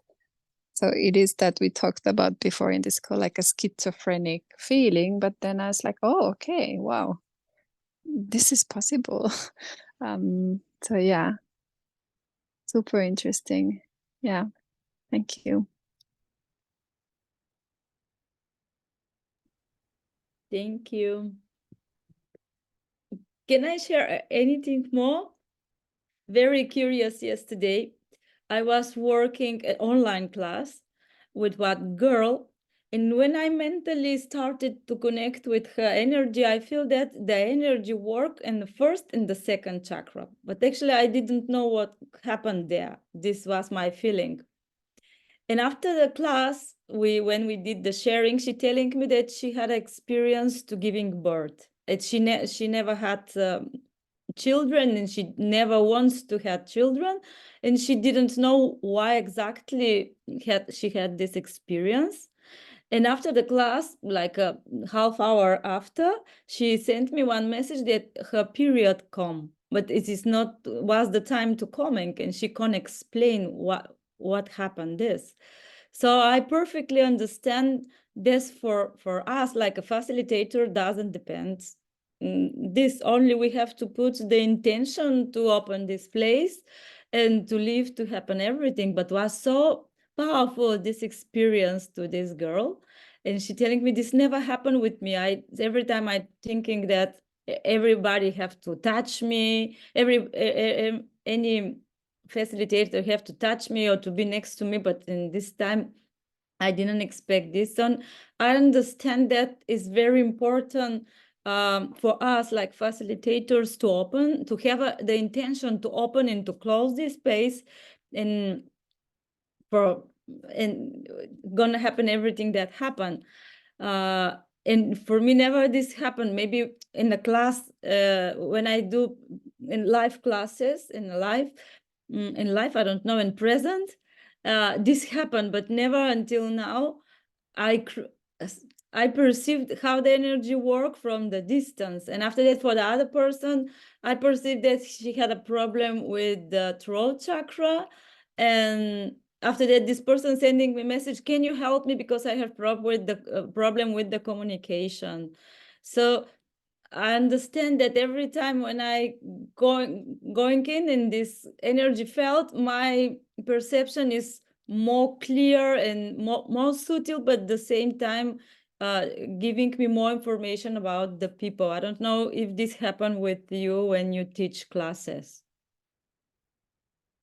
Like if mentally I start to connect with people in the class, when I'm in a distance, I perceive what happened with the person in this energy field. And yesterday, very clear. Normally this happened with me when I'm next to the person in a live class. But when I'm in a distance, this never happened with me, and was very curious at how I can perceive the energy of the person they are in a distance. So I understand that every time my perception and my sensibility is more open, or every time I feel that I'm one part of this person, because I feel how the people feel it in my body. Very crazy stuff. Yeah. Yeah, thank you, Maria. I was thinking when you were talking about open and close the space that this is also something that everybody talks about, and it's it depends also in the culture of the people and where we are living. Because in Spain, it's very common that the people before the session is like cleaning the space. I have to put the Palo Santo, I have to put the incense, or cleaning my body because of the bad energy, and then I can start the session, and then to close the space also, we have to clean all the space that we use before going home. Then I have to take a shower. So yes, this is for me also a very interesting topic about how to open the space and how to close the space. Yeah, I don't know if it was something that come in my mind when you were talking about that. Thank you. If you want to share anything else? Doesn't mean that I have to use Palo Santo. No, I mean that when you have intention to give one class, and you'll tell this day and time and this time I will give these classes. This for me is open the space. Not no, I'm not doing this to clean the space. No, but it was something that came to my mind when you were talking about that, because it's something that we were talking also here in the training in Maia, that someone was talking about what you do before a session, how do you open the session, and it was something that came in my mind when you were talking about that. Yeah. No, I mean that the magic start in the moment when you put attention that you want to be in the service and this energy. This I wanted. Thank you. Thank you. Thank you.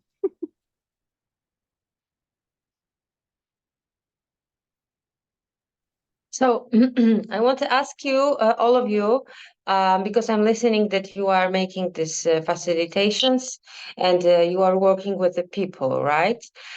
So I'm a yoga teacher, and I have I already started to open my yoga studio. So for now, I don't have too many people, but sometimes I'm saying to them that I'm doing this activation and this facilitation for myself. And I'm saying them that I feel very well and I feel like I'm shining and all of that thing. But I don't really feel right now not compatible, maybe I don't feel ready to give them this one, but they saying that they want it too. But for now, I'm like, I'm a yoga teacher, so I'm doing this yoga for them, and I'm feeling good. I'm doing a meditation also for them, and I'm feeling okay because I know I feel something. You know, a few years I'm doing it, so I can share my knowledge with them. But when it comes to inner dance, I'm very curious about your starting point. How did you start working with the people, sharing that wisdom with the others? It was like, for the beginning it was one person, and after that it was 2%, and you did it for free to get this knowledge for more people. How did you start to open your wisdom? And how are you starting your sessions? You are first you are talking about that, and then you put the music on you, or you just saying, okay, hello everybody, so now we are just going to lay down, I will put some music, and then you are talking. How did you do it? Thank you.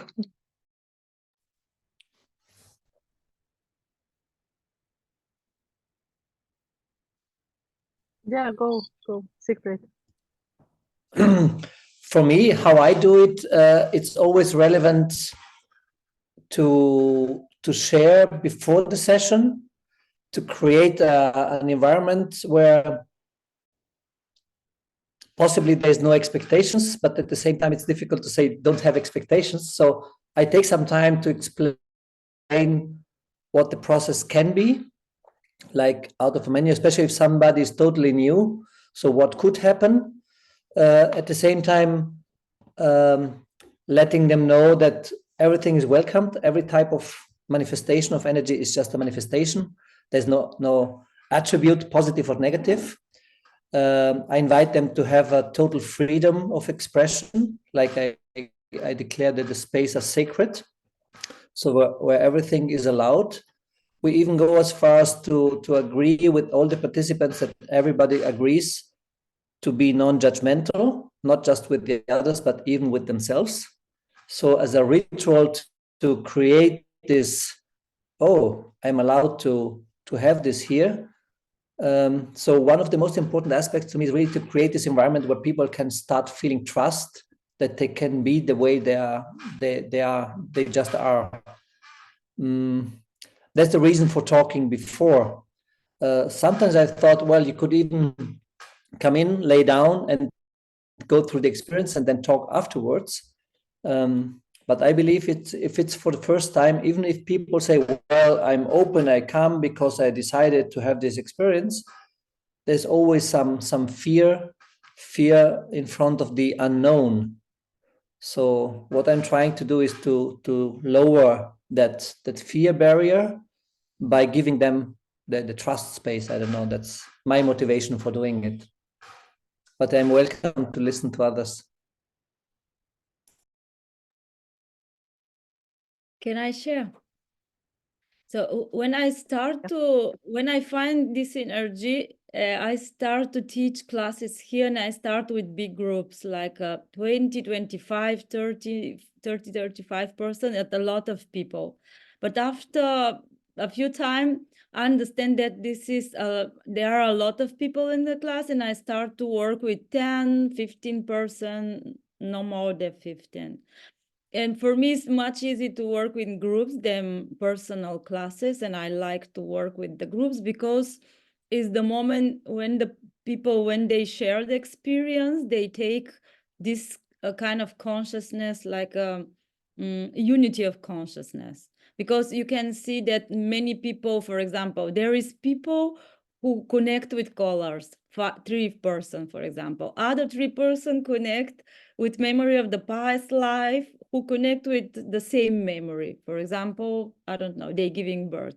Other people, they saw the third eye and violet color. And when they see that that they have the same experience without know each other, they start to connect with this consciousness of unity. But before, the way that I communicate to the people, because I have different kind of people and different kind of groups, depends of what kind of treatment they have with me. And the first time I start to send message to tell, I find this energy, do you want to try one class? And I invite the person to come in the first class in inner dance, and I start to speak about the energy, what's gonna happen, like Siegfried tell, without judgment, only to observe, to surrender in the energy felt. And after that, I start to do demo, but I stopped to do demo now. Before I did it, but now I'm not doing. And this is, for me, is the best way, because when the people who coming to the first time in the class, when they saw the demo, they expect to have movement and this kind of expectation. But most of the people who coming in the first time in the class, they haven't movement. More later, maybe, yes, because in every one class, the experience with different persons, even though if you use the same playlist. So for me, this is the way. First, I tell to the person what I know, what I know about this energy, that is anything new. Inner dance is very attractive to attract the person. When the people say watch the video that we put, like a how call it, advertising, and this is one of the way to come more people in the class, because most of the people, they feel attracted for the energy from the movement. But after that, when they coming in the class, they start to have honor experience. So this that make the people to repeat the class. But for me, the way to work with the people in the class is 10-15 person, no more than this. And first explain, put the music, and after that sharing. This is the way that I'm working. Jenny, you want to share something about your? Yes. When I started up, I started with 1 and 2 persons, and I do that sometimes now as well. I have not been doing this to collect money. So right now, this is like energy healing for myself and for the participants, because I want to learn more, and I'm learning each session. I have mostly had 7 people at a time, and I think that's, for me, it's enough, because I want to be able to, I don't know, I know it's not my energy, and I'm not controlling energy or anything, but my feeling is when I'm there, I just feel so much, and I don't want anybody to be left out, because I think the group is kind of forming energy together when we do this. So yeah, that's just my feeling. So I started up with a few people, and now I have around 7 people, and I think for me that is enough right now. And I also start my classes with just telling the people that are there, if they're new, just not what's going to happen. I tell them maybe nothing happens, and maybe a lot of happens, but I think it's just the allowance, and that everything is okay, and also that you just need to have trust, and this is the sacred place, that the thing that are happening here, it stays in here, so you can feel totally safe. But then I also tell them about, okay, now we're going to lay down, and then we're going to listen to this music for about 60 minutes. And then after the music, we're gonna sit up and be quiet for like 5 minutes, and after that you can share your feeling, because I have a lot of people that I've been sitting with that are they want to have control of the situation, and if they don't know how long the session's going to be, what's going to happen afterwards, I heard from some of them that they were, the first time when I didn't do it, they were laying there, wondered, when is this going to stop? What are we going to do next? So by telling them about this is what's going to happen, they could more relax in the situation and feel safe. Yes, so that's how I do it. Yes, thank you. I can share. I just my battery is getting off from my phone, so I need to have a little bit video off sometimes. It really depends. It's a good question, and we will all do it differently. We can copy each other's ways and best practices, but like first 4 years, so first 2 years I just invited friends to my living room, and I co-facilitated with another girl who was confident about the music and playlisting. And then I was confident about holding space and having group and people. And then, yeah, it was 3 sessions, just like kind of saying to people that I'm exploring this. I don't know even what I'm doing, but this is like, I just had such a big call for it. But it took a year after my studies that I had the courage to kind of open that space, because I felt in myself that it was so huge in a way. And I come from a field where I felt I need to know what I'm doing before I'm doing it. Partly insecurity, also not being good enough processes, and not trusting, and not trusting the unknown. So I had to take my time. Some people start right away. They have a one session, they're like, oh, I know this, I can hold this, and that's it. And that's as good as some other people takes 10 years, or they never want to hold space for other people, but this is actually just for their own life and own process, to understand it more. So yeah, I had a structure of some studies that there was an introductory in the beginning. So we also, as some shared, like introduced what it might be, what it might not be. It's good to have no expectations, but if they come up, just look at them. Some views about trust, fear, surrender, maybe something super small scientific, what's actually happening in the process, or why it might happen, what might happen. Nervous system would be some opening. So we had this kind of 10-minute talk. It was mainly for Finnish people who don't just come and do things if they don't know what they're coming. But it was partly our process, because we also wanted to kind of have it safe and secured. Then we did our first workshop together with Pai in Malaysia, in Kuala Lumpur, 5 years ago. And then we were starting it, and Pai, there was 30 people, most of them new. And then Pai he said a few words about some theme that was very meta something. And then he's like, okay, now let's lay down and push the play. So people didn't even know what's going to happen or what the thing. And I was so terrified. I was like, oh my, like, he's not telling them that what can happen, and 10-minute introductory what this might be, and this is whoa, people might not get it, they need some, like, I was totally coming from my own perception. I'm showing our baby dog is here, super annoying, biting my feet at the same time. Voila, stop, I cannot focus now. And then there's a dog friend. you can play with Kasha's dog.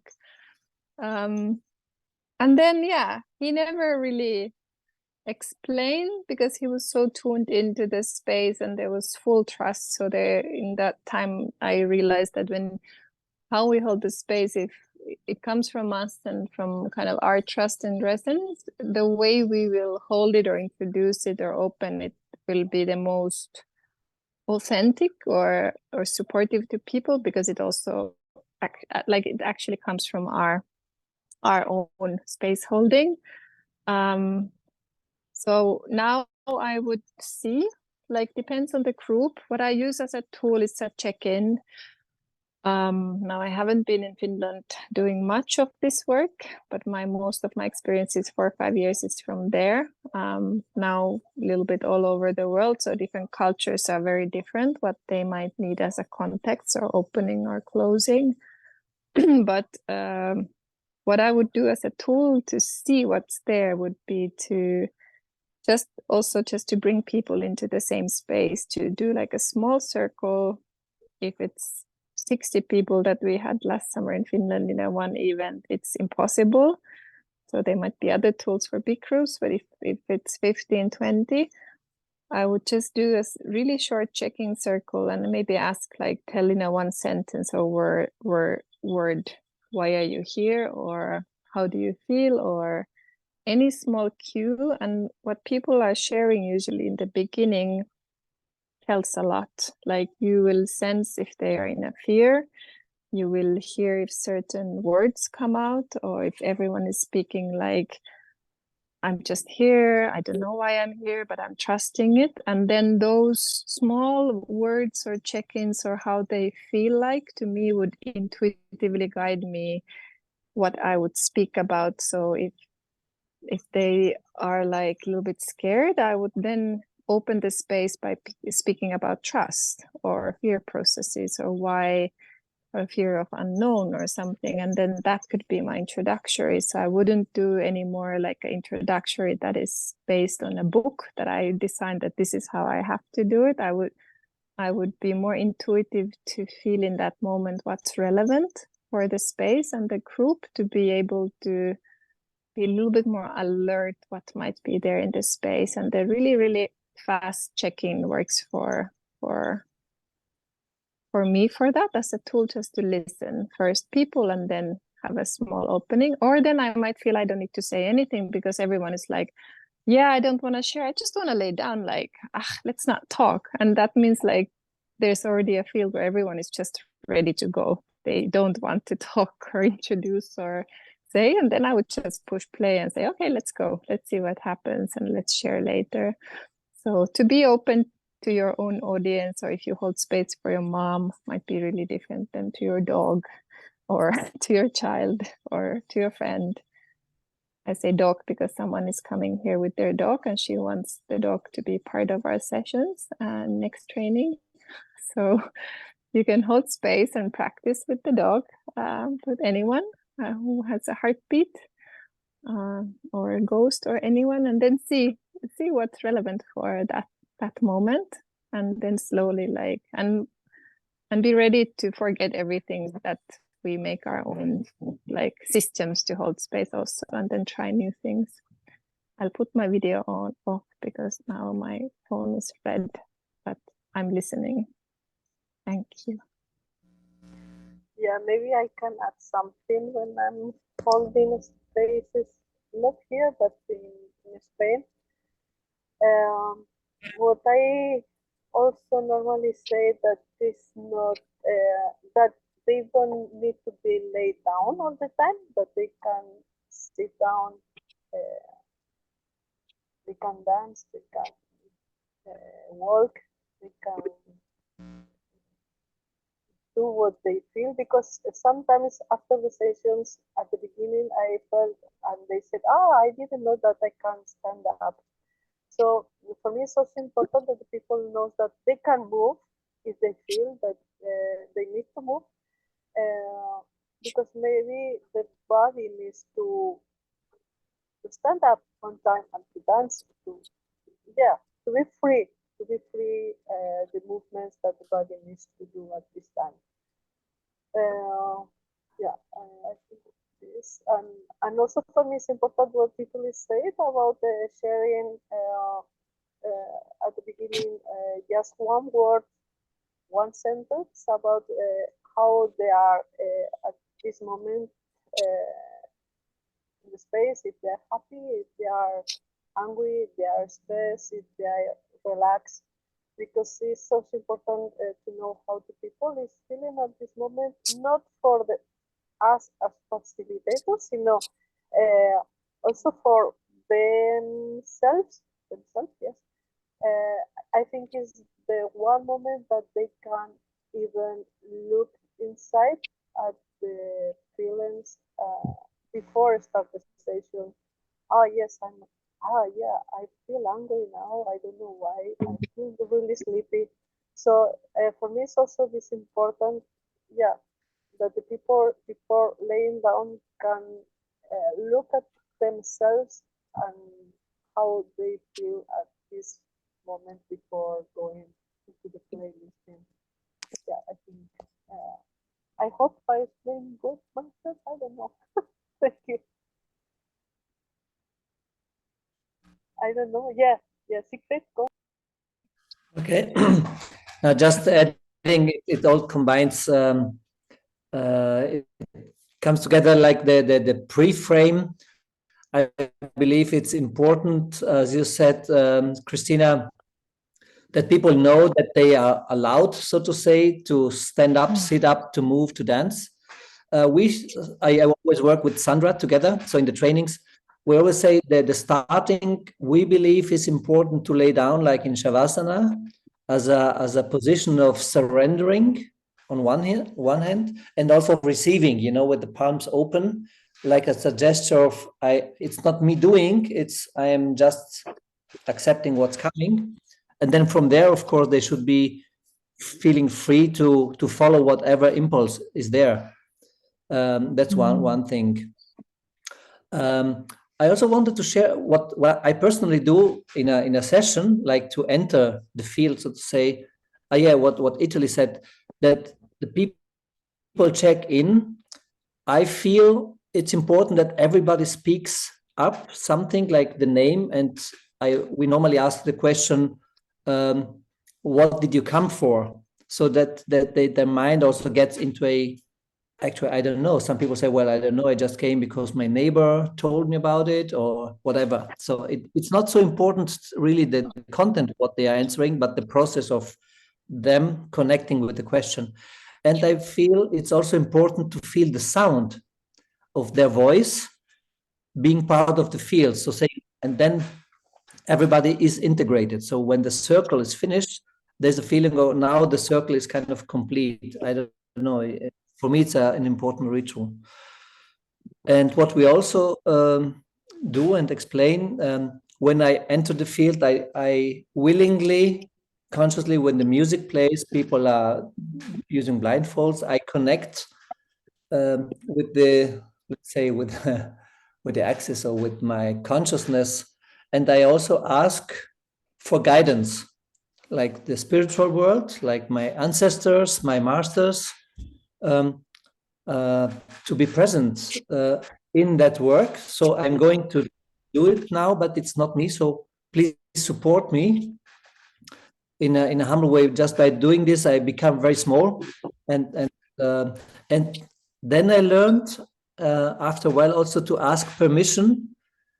Of course, the people give me the permission to work with them because they came already and lay down, but also to ask their guides, their spiritual guides, because in some sessions we got like presences, so which manifested like it's not only the people but also their own spiritual guides with them. So I also, with the intention, connect with them, asking, is it okay to do so? It's more an act of that's the way I'm doing it, and then it feels very round, very. Sometimes I get a shivering, like a signal of, oh, now I connected, now it's there, and then it's like the starting point for me to work. And since I'm talking, I would like to add something else.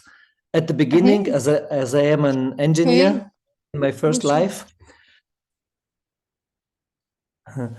I used to think I have to go to everybody. Like if I have 10 people, then I have to go to each single one of them and spend more or less the same time giving them treatment, that the mechanistic way of thinking. And then I learned through the experience that it's not the point. It's not even me doing, and it's not even necessary to go to touch everybody or to go to everybody in the same way. I can activate, if you like, the room standing in the same point, or so getting rid of this concepts of doing something, but rather things to happen. And since then, I'm much more, and I'm doing things, but it's more spontaneous. And now I don't care if at the end of the session I've been with everybody at the same distance or the same amount of time, or yeah. So I'd like to ask maybe what's your experience with that?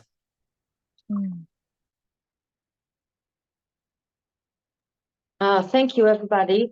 I want to say that Ituli, you have a microphone on, and sometimes we are hearing you. Oh, sorry. Yeah. I'm Yes. giving our dogs food at the same time. Okay. So we are here. You guys are in my pocket, and I'm trying to pack the. Sorry. So it's okay. I want to give big thanks to you that you explained me that, because it opens my my mind to be more brave to give some sessions to the people. I will try with my few best close people. But what I wanted to ask you, yes, about this movement, I never had big movements. I was having like something like that, maybe in 1 hour or like that.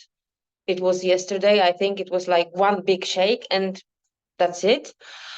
But I know why I have a wall that I cannot do it, because I'm thinking like, oh my God, what it will happen when somebody was starting to have this shaking and all of that things that I saw on this video many times.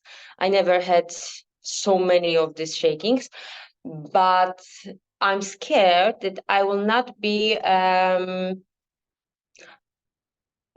good guided person, good guidance for them when they will start to do something when not they, but when this inner dance will start to dancing, and I will gonna see the people that they will start to do something, they will start to cry, and what I should do next, because I will gonna feel fear, because I will not gonna know what to do, what to touch heart or this is like a wall for me that I'm not able to do it, because in these videos there are so many movements of the hands that someone is helping these people, and I want to help. I don't want to leave them without helping. So how did you feel with that movements of the body?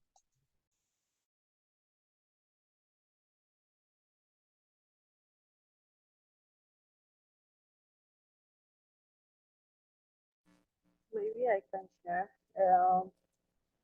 Uh, for me, the movement is not so important. Sometimes I have movements, sometimes not. And even I just realized that when I don't have movements in my body is when I have more visions, more feelings, and I can go more inside my not the personal, but I need to feel in this process. So yeah, sometimes I have moments that maybe it's more like a physical liberation, maybe, but for me, the really deepest thing happens when I'm not moving. About the movements in the Instagram or this kind of things is what we want to promote our session. Normally, the people always is sharing someone with the movement, because if it's not moving, it's not. So I don't know the word, but yeah, it's for showing what can happen in one session maybe, but don't be afraid if the people is not moving in your session, because always is something happen. Maybe it's not in the physical, but maybe it's in the mental, or maybe it's inside, or maybe have visions or colors or smellings. So yeah, it can be important, but also can be not. So don't worry about that. This is my point of view. Maybe Secret on Maria or someone else want to share. Yes. Well, just two small comments. First of all, what's the right spelling for your name? Karti or Katarina? Kasia. You can say Kasia if you know Kasia. Yeah. Yeah, thank you. Katarzyna also, but Kasia is smaller. Kasia. Yeah, thank you. So one thing you said is about being fearful. So what to do next when something happens with the participant? And I learned, well, I don't know if I can say learn, but yes, from my experience, the moment I feel fear, I know I'm not helping the process very much, because my own vibration is fear. And then I do my best. Sometimes I even step back 1 meter consciously to say, let's ground myself again, connect with the source, connect with the being. And reminding the phrase of Pai, who says, it's not something you do, but it's something which is happening to you, or it's done through you. So I feel being an instrument, but by doing so, I also feel like I can let go of the responsibility of the doer, because otherwise my mind is searching for what is the right step to do, like a surgeon. So what is the next cut I need to do in order to fix the system? But again, it's the idea of I am the one in charge of doing the right thing. If I the energy and say, I'm here holding space, I'm here with my whole awareness, and that's it, that's enough. And then when the call comes to go to touch somebody, I go without fear, without but if I go like mechanically, because I have the feeling I need to do something, I don't know what, so let's touch a foot or something, then I stop myself saying, is it the right impulse? And in the moment there's this doubt, I stop to check in for myself first. But I learned to do it without fear. It doesn't even disturb me. If I see myself doing this movement, it's also fine. It's part of the process. I don't have to be 60 minutes in action all the time to keep everybody kind of busy. So really relying on the process. And then I feel when I am relaxed, and so many things are happening at the same time. And in many cases, we learned a lot in so many trainings. So sometimes we were afraid of saying, oh, 1 hour, and like out of 25 people, only 3 moved, and the others seemed to be nearly dead. Did we do something wrong, or did I, at the beginning? But that was my learning in the sessions. And then in the sharings, you find the most profound experiences where people leave their bodies. They saw other dimensions, spoke with dead people, all kind of marvelous things. And then I learned not to judge out of the movement of the body if the journey is good or not. It's just the ego expecting some results. So I think the best advice is really to go into that, to trust, to do your best, and not worrying about the fruits which are coming, which they show to you or not. It's not my business anymore. I don't know if that helps, but it helped me a lot. I think in one point, because there's some people who are interested more about facilitation, some are not, some might have more experience, some might not. So actually, and even for the ones who's been with it for a long time, it's kind of cool to look at that aspect of the facilitating or space holding process. We can actually do like a theme-based call on that in one point with the ones who want to, and share more, because there's so much into it. I'm not going to share so long now, but just the topics that, for example, now when Siegfried was saying about being in the space and not needing to activate anyone anymore, or needing to go to everyone, or needing to do anything. Same when laying down, that there's no need. So there's a good theme to look at the doing and non-doing, to do or not to do, which can both be present. Sometimes we do something, and sometimes we don't. To start to learn, for Kasia question, like, how do I know if I touch the heart, if it's good or bad, or if I do something or it influences or creates something? It's like you cannot actually know, and both solutions, if it's a good or perceived as positive or negative or good or bad, are both as good, because it's always perfect.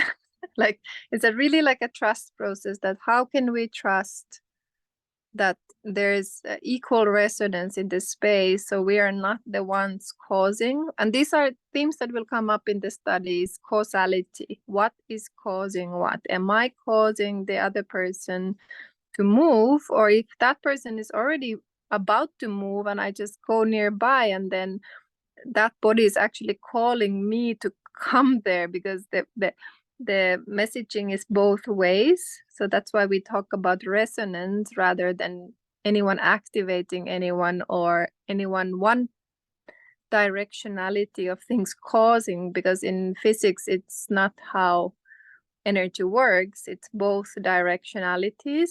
So then resonance is kind of more accurate word for what happens in the process.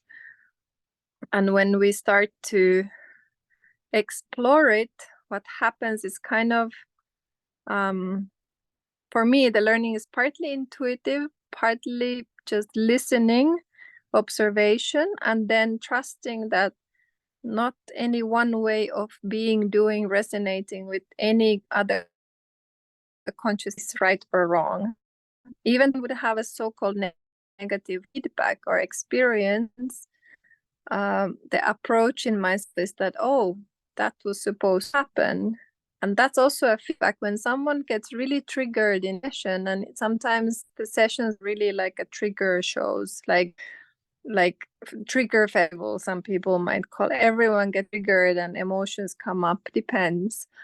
Sometimes nothing happens, but when the triggers are coming, and someone would be coming from there, like, okay, because I heard this sound, it triggered me, so I blame that sound for my trigger, instead of looking at their own trigger mechanisms. That usually, when the really core insights comes about triggers, people realize, like, oh, I got triggered by this one, or someone touching me in a wrong way or that way, but this is actually my pattern in life. I always get triggered when my husband does this and that, and it's always wrong. I always accuse him. So you triggering someone, doing something that annoys them, might be the best medicine for them. Realize their own patterns in life, and then only when we hear the feedback, are we able to kind of look at it from that perspective, that it's always all perfect, because we are not healing anyone or seeing anyone. We are creating conditions together where the healing can happen, but the healing can be sometimes not pleasant. It might not be fun and nice. So it might be actually a little bit unpleasant or so-called negative, but through that the person is able to shift in their lives, because none of us is perfect. So if we are not watching the things that are the gooey stuff and the dark stuff and the triggering stuff, so even the facilitator is not supposed to make you to feel always good or do the perfect best thing, because the perfect thing can be something we don't even think it's perfect. It's a really big topic, and it's a long discussion. It's a long listening process for myself, at least, through different bodies, how they are, kind of discovery of the doing and non-doing aspect of things. Sometimes I'm doing things consciously, like my father was one time in a session in Finland, and I knew he has a knee problem, and then I was facilitating and I went to touch his knee. And then in that moment when I'm touching his knee, I realize I'm doing this just because I know it, just because I know he has a knee problem. So now I'm kind of trying to fix him, And I was doing it, thinking about it, what I'm doing. And then I was like, well, maybe I stopped doing this, and I went away. Just because I felt at that moment, it didn't come from like intuition, it became from my knowing of that I want to fix him. And then I went away and I actually didn't facilitate him. And my friend who was co-facilitator went there, and she started automatically working with his knee and the body without knowing he has a knee problem. And I was like, oh, but that's better, because she's coming from a different space. She's not trying to fix my dad's knee.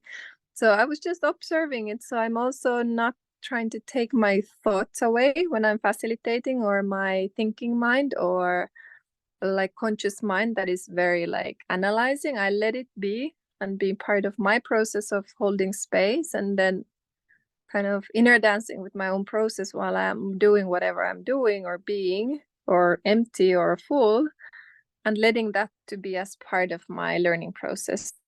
So the idea that we need to be perfect, or we can hurt someone, or fix them, like that would be just to start with that, having non-expectations for ourselves too. So then we allow ourselves to actually start learning by discovering the space. Yeah, but it's really huge topic, and I think it's worth to look at with any one of us who likes to dive more into the facilitation. It for sure, everything in the study calls will support it, because the more we understand the work and the science and the facts, the more we are also able to hold space for those things. The more we hear each other's experiences, more we don't always need to experience everything ourselves to be able to hold space for that thing that is happening. It might be enough that I heard that Maria went through this process. So when I see and I witness in a session or somewhere in life this is happening, I already have a reference, Maria, who experienced something. So I already can like relate to that person, and that's why us listening to each other is also super important as a learning process. Because our inner dances will be so different. And some people see visions. I never see visions, but I'm learning through listening those who see visions, but I'm not processing my stuff in that way, at least for now. But it doesn't mean that I cannot hold space. And when I'm facilitating, people see visions, but I have no idea what they're experiencing, because I never see visions. So it's really like, yeah, it's fun, weird world. So this, our Minty cat is also participating. Yeah, secret. Yeah, just resonating a lot. I think it's a huge topic. The fact, where is it intuition coming from? So it's the right movement, or is it coming from the mind? Because I know that the knee, or there's a problem with the knee. I had this also a lot. And I noticed that I was kind of paralyzed, because I was challenging my own impulse, saying, oh, where's the impulse coming from? No, it's only my mind. Oh, then I shouldn't do it. And then I was like, and then I decided, and I think that was a key, to say, at the moment, I don't care where the impulse is coming from, whether through a thought, a feeling, a call, a shivering or so. I just say, that's an impulse. And maybe the other person is calling me through that impulse. And the impulse is, I go to touch the shoulder right now, and then I just trust this. I don't stay there so long in challenging where it's coming from, because that was another trick, I believe, from the ego, not doing any right thing. So, and I had many experiences with that. As soon as I let go, as I let it flow, I did lots of touches. Now I touch much more than at the beginning. And very often the feedback comes, but it's not for the ego, oh, I did the right thing. It's just like, oh, thank you, the experience showing me. And then the people report me, yes, I had an operation on the shoulder and so, and when you came and touched me, or somebody came, it's not even, I don't bother if it's me or so. And then I had the feeling, so the intuition, I can trust now my intuition. I learned to trust that process. And another thing you said, and I think that's relevant. People come very often with the expectation of having a pleasant journey. So they pay money and they say, I want to have a kick of energy or something nice, or some sexual, I don't know, whatever the expectation might be. And that might be the hook. So people, it's good that they come for that reason, because that's the entry portal. But once they are there, life is so intelligent. They bring them there to go through the experience of, let's call it awakening or processing or whatever you word we want to give them. But it's not always pleasant. And in the trainings, when people say, well, I didn't like the second playlist as good as the first one or whatever. So we always say it's not a menu. You can choose, as Maria said, it's a menu. You can choose. You want to have a pleasant, you choose just a nice one. But that's what we do in life as well. We get attached to the things we like, and we put away things we believe we don't like. And the moment we open up to everything which is coming, I think a lot of learning, a lot of evolution takes place. So we encourage people also with the music of multi-layer. Many people don't like it in the first place. We say, and we invite you really to stay with that discomfort, and what happens in that discomfort. Mind is not able to anticipate the next song moments, because once you have the song, you know exactly what's coming next, the repetition. And when this is broken, so the mind is empty, with like the fear of getting lost. So where do you go then in that moment? And that's so beautiful when we accompany that. So also in the sharing, I think it's important as facilitators to let them know that that's quite normal, and that's such a big gift once you allow yourself to enter in that space. But yeah, it's a huge topic. Thank you very much. It helps me a lot to understand some things and to be less fearful, right? Yes, but I think I'm not ready for that for now. I want to study more. I want to have like more wisdom to give people at the beginning. I know right now that I need to have my intuition. You helped me really a lot, all of you. Thank you. And I know about what are you saying, because it's very similar when I'm making a yoga classes, because I'm not only saying how you put your foot or all of that things, but I am saying a lot through my heart when I'm feeling that I need to say something. So I know how I can move this feeling to my sessions. But for now, I think that when I'm listening to you, when I'm listening to Pi, something is going on in my head that I feel that I have, for little by little, I have some structure how to do it. And at the beginning, as Ituli said, I really wanted to say people what is happening in their brain, with this sympathetic and parasympathetic system, neurosystem, right? And I think that Polish people, maybe they are open, but they are a little bit more skeptical. I'm not in a very big city, because this city is like less than 200,000 people in Poland. But I came from a big city that is 1 million people. And over there, the people was more open. And here, I think that I need to little bit by little open these people. But I know that this is something that I want to know. I want to know a lot of things about how brain waves works, how brain works, the sleep cycle, all of that scientific topic I want to share for the beginning. After, I will tell people why are you here, and after I will put the music. Yes, I don't want to say too much, but I don't want to say too small.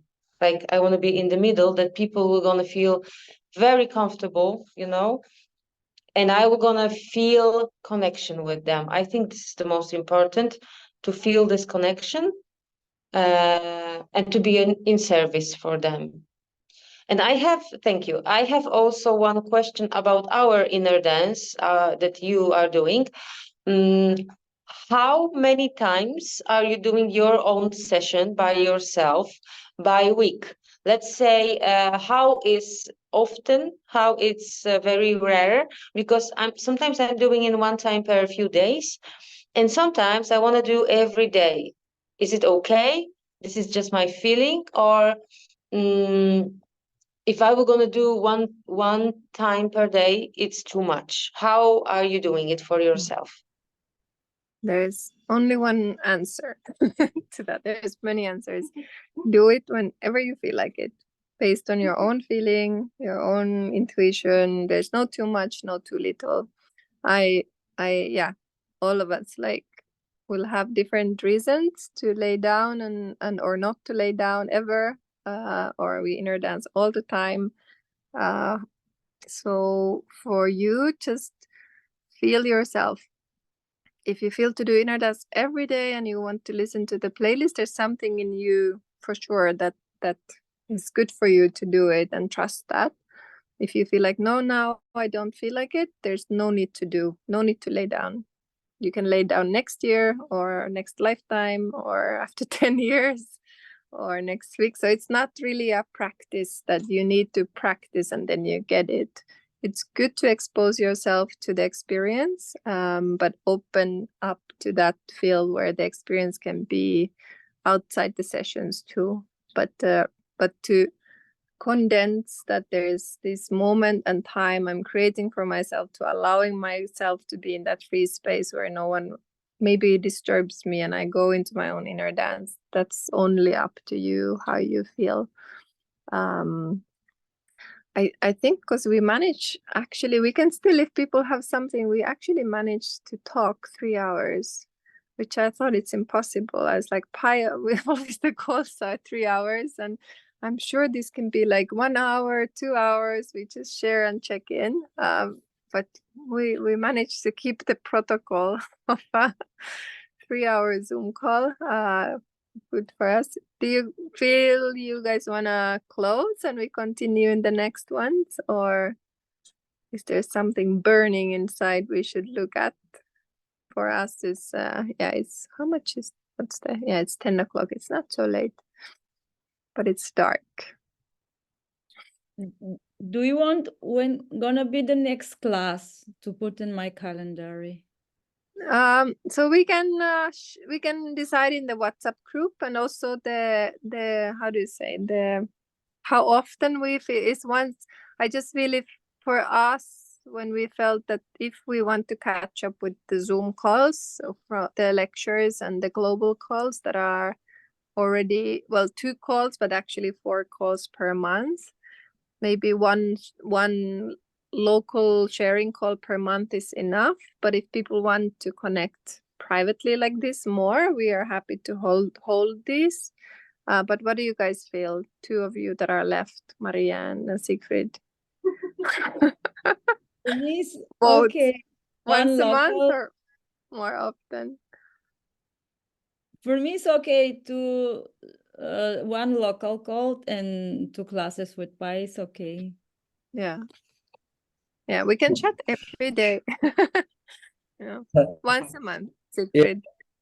Also for me, it's not needed so often.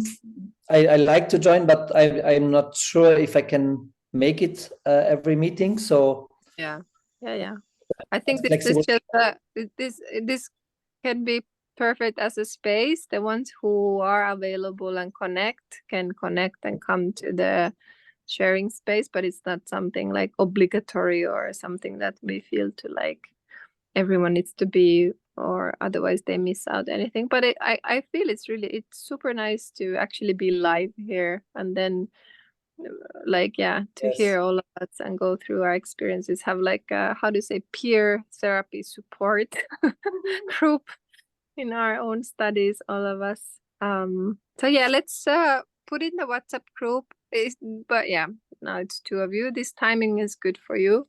It's your I think it's very healthy. It's very healthy to to share what you said, Italy, the real own experience of going into the doubt, going, and the ups and downs, like these waves, as you called it, 0 point, or the point of, how did you say it? The existential crisis point.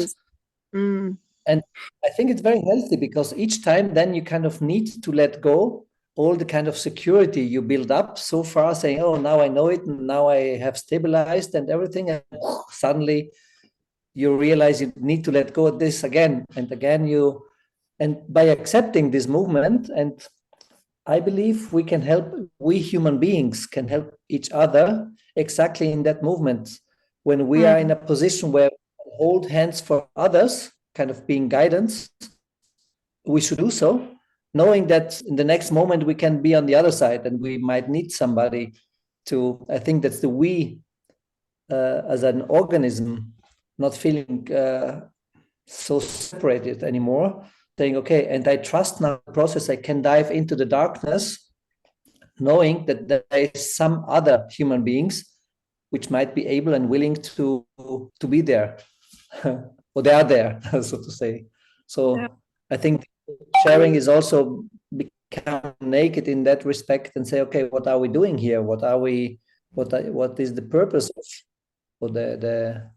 and it's for ourselves in the development. And the gift is, by developing ourselves, we are contributing to other people's development. But they are, at the same time, when a group is coming to us, they are also giving us the chance to develop ourselves. So it's a I don't know, it's a reciprocity in all that. Both ways. Yeah, Kasia, we're actually kind of closing. That was a good closing speech, Siegfried. That we just talked that maybe once a month for now, these sharing calls, so we can check in and people don't need to feel pressured that have to be there, have to not. We'll share. I am not sure yet how we'll put this some kind of a secret link just for the group. So these are definitely not any public calls, but the ones who in the group space, or we can maybe do it through people's emails. So only with that email address and the link, the ones who are inside our group can listen to this. So then they can share or listen to this. But yeah, I think 3 hours is really okay. 2 hours, 55 minutes. We have 5 minutes time. We try to keep the 3-hour timeline to say bye, hi, love you. We'll miss you. Love you. Thank you so much. Thank you. Thank you. Really Thank you good. for the all information. Do Yeah, widzenia. Pa, pa. sharing. Do widzenia. Thank you. Have a good night, a nice day, Good night. wherever you Day. Bye. Thank you. Bye. Thank you, Italy. Thank you. Bye.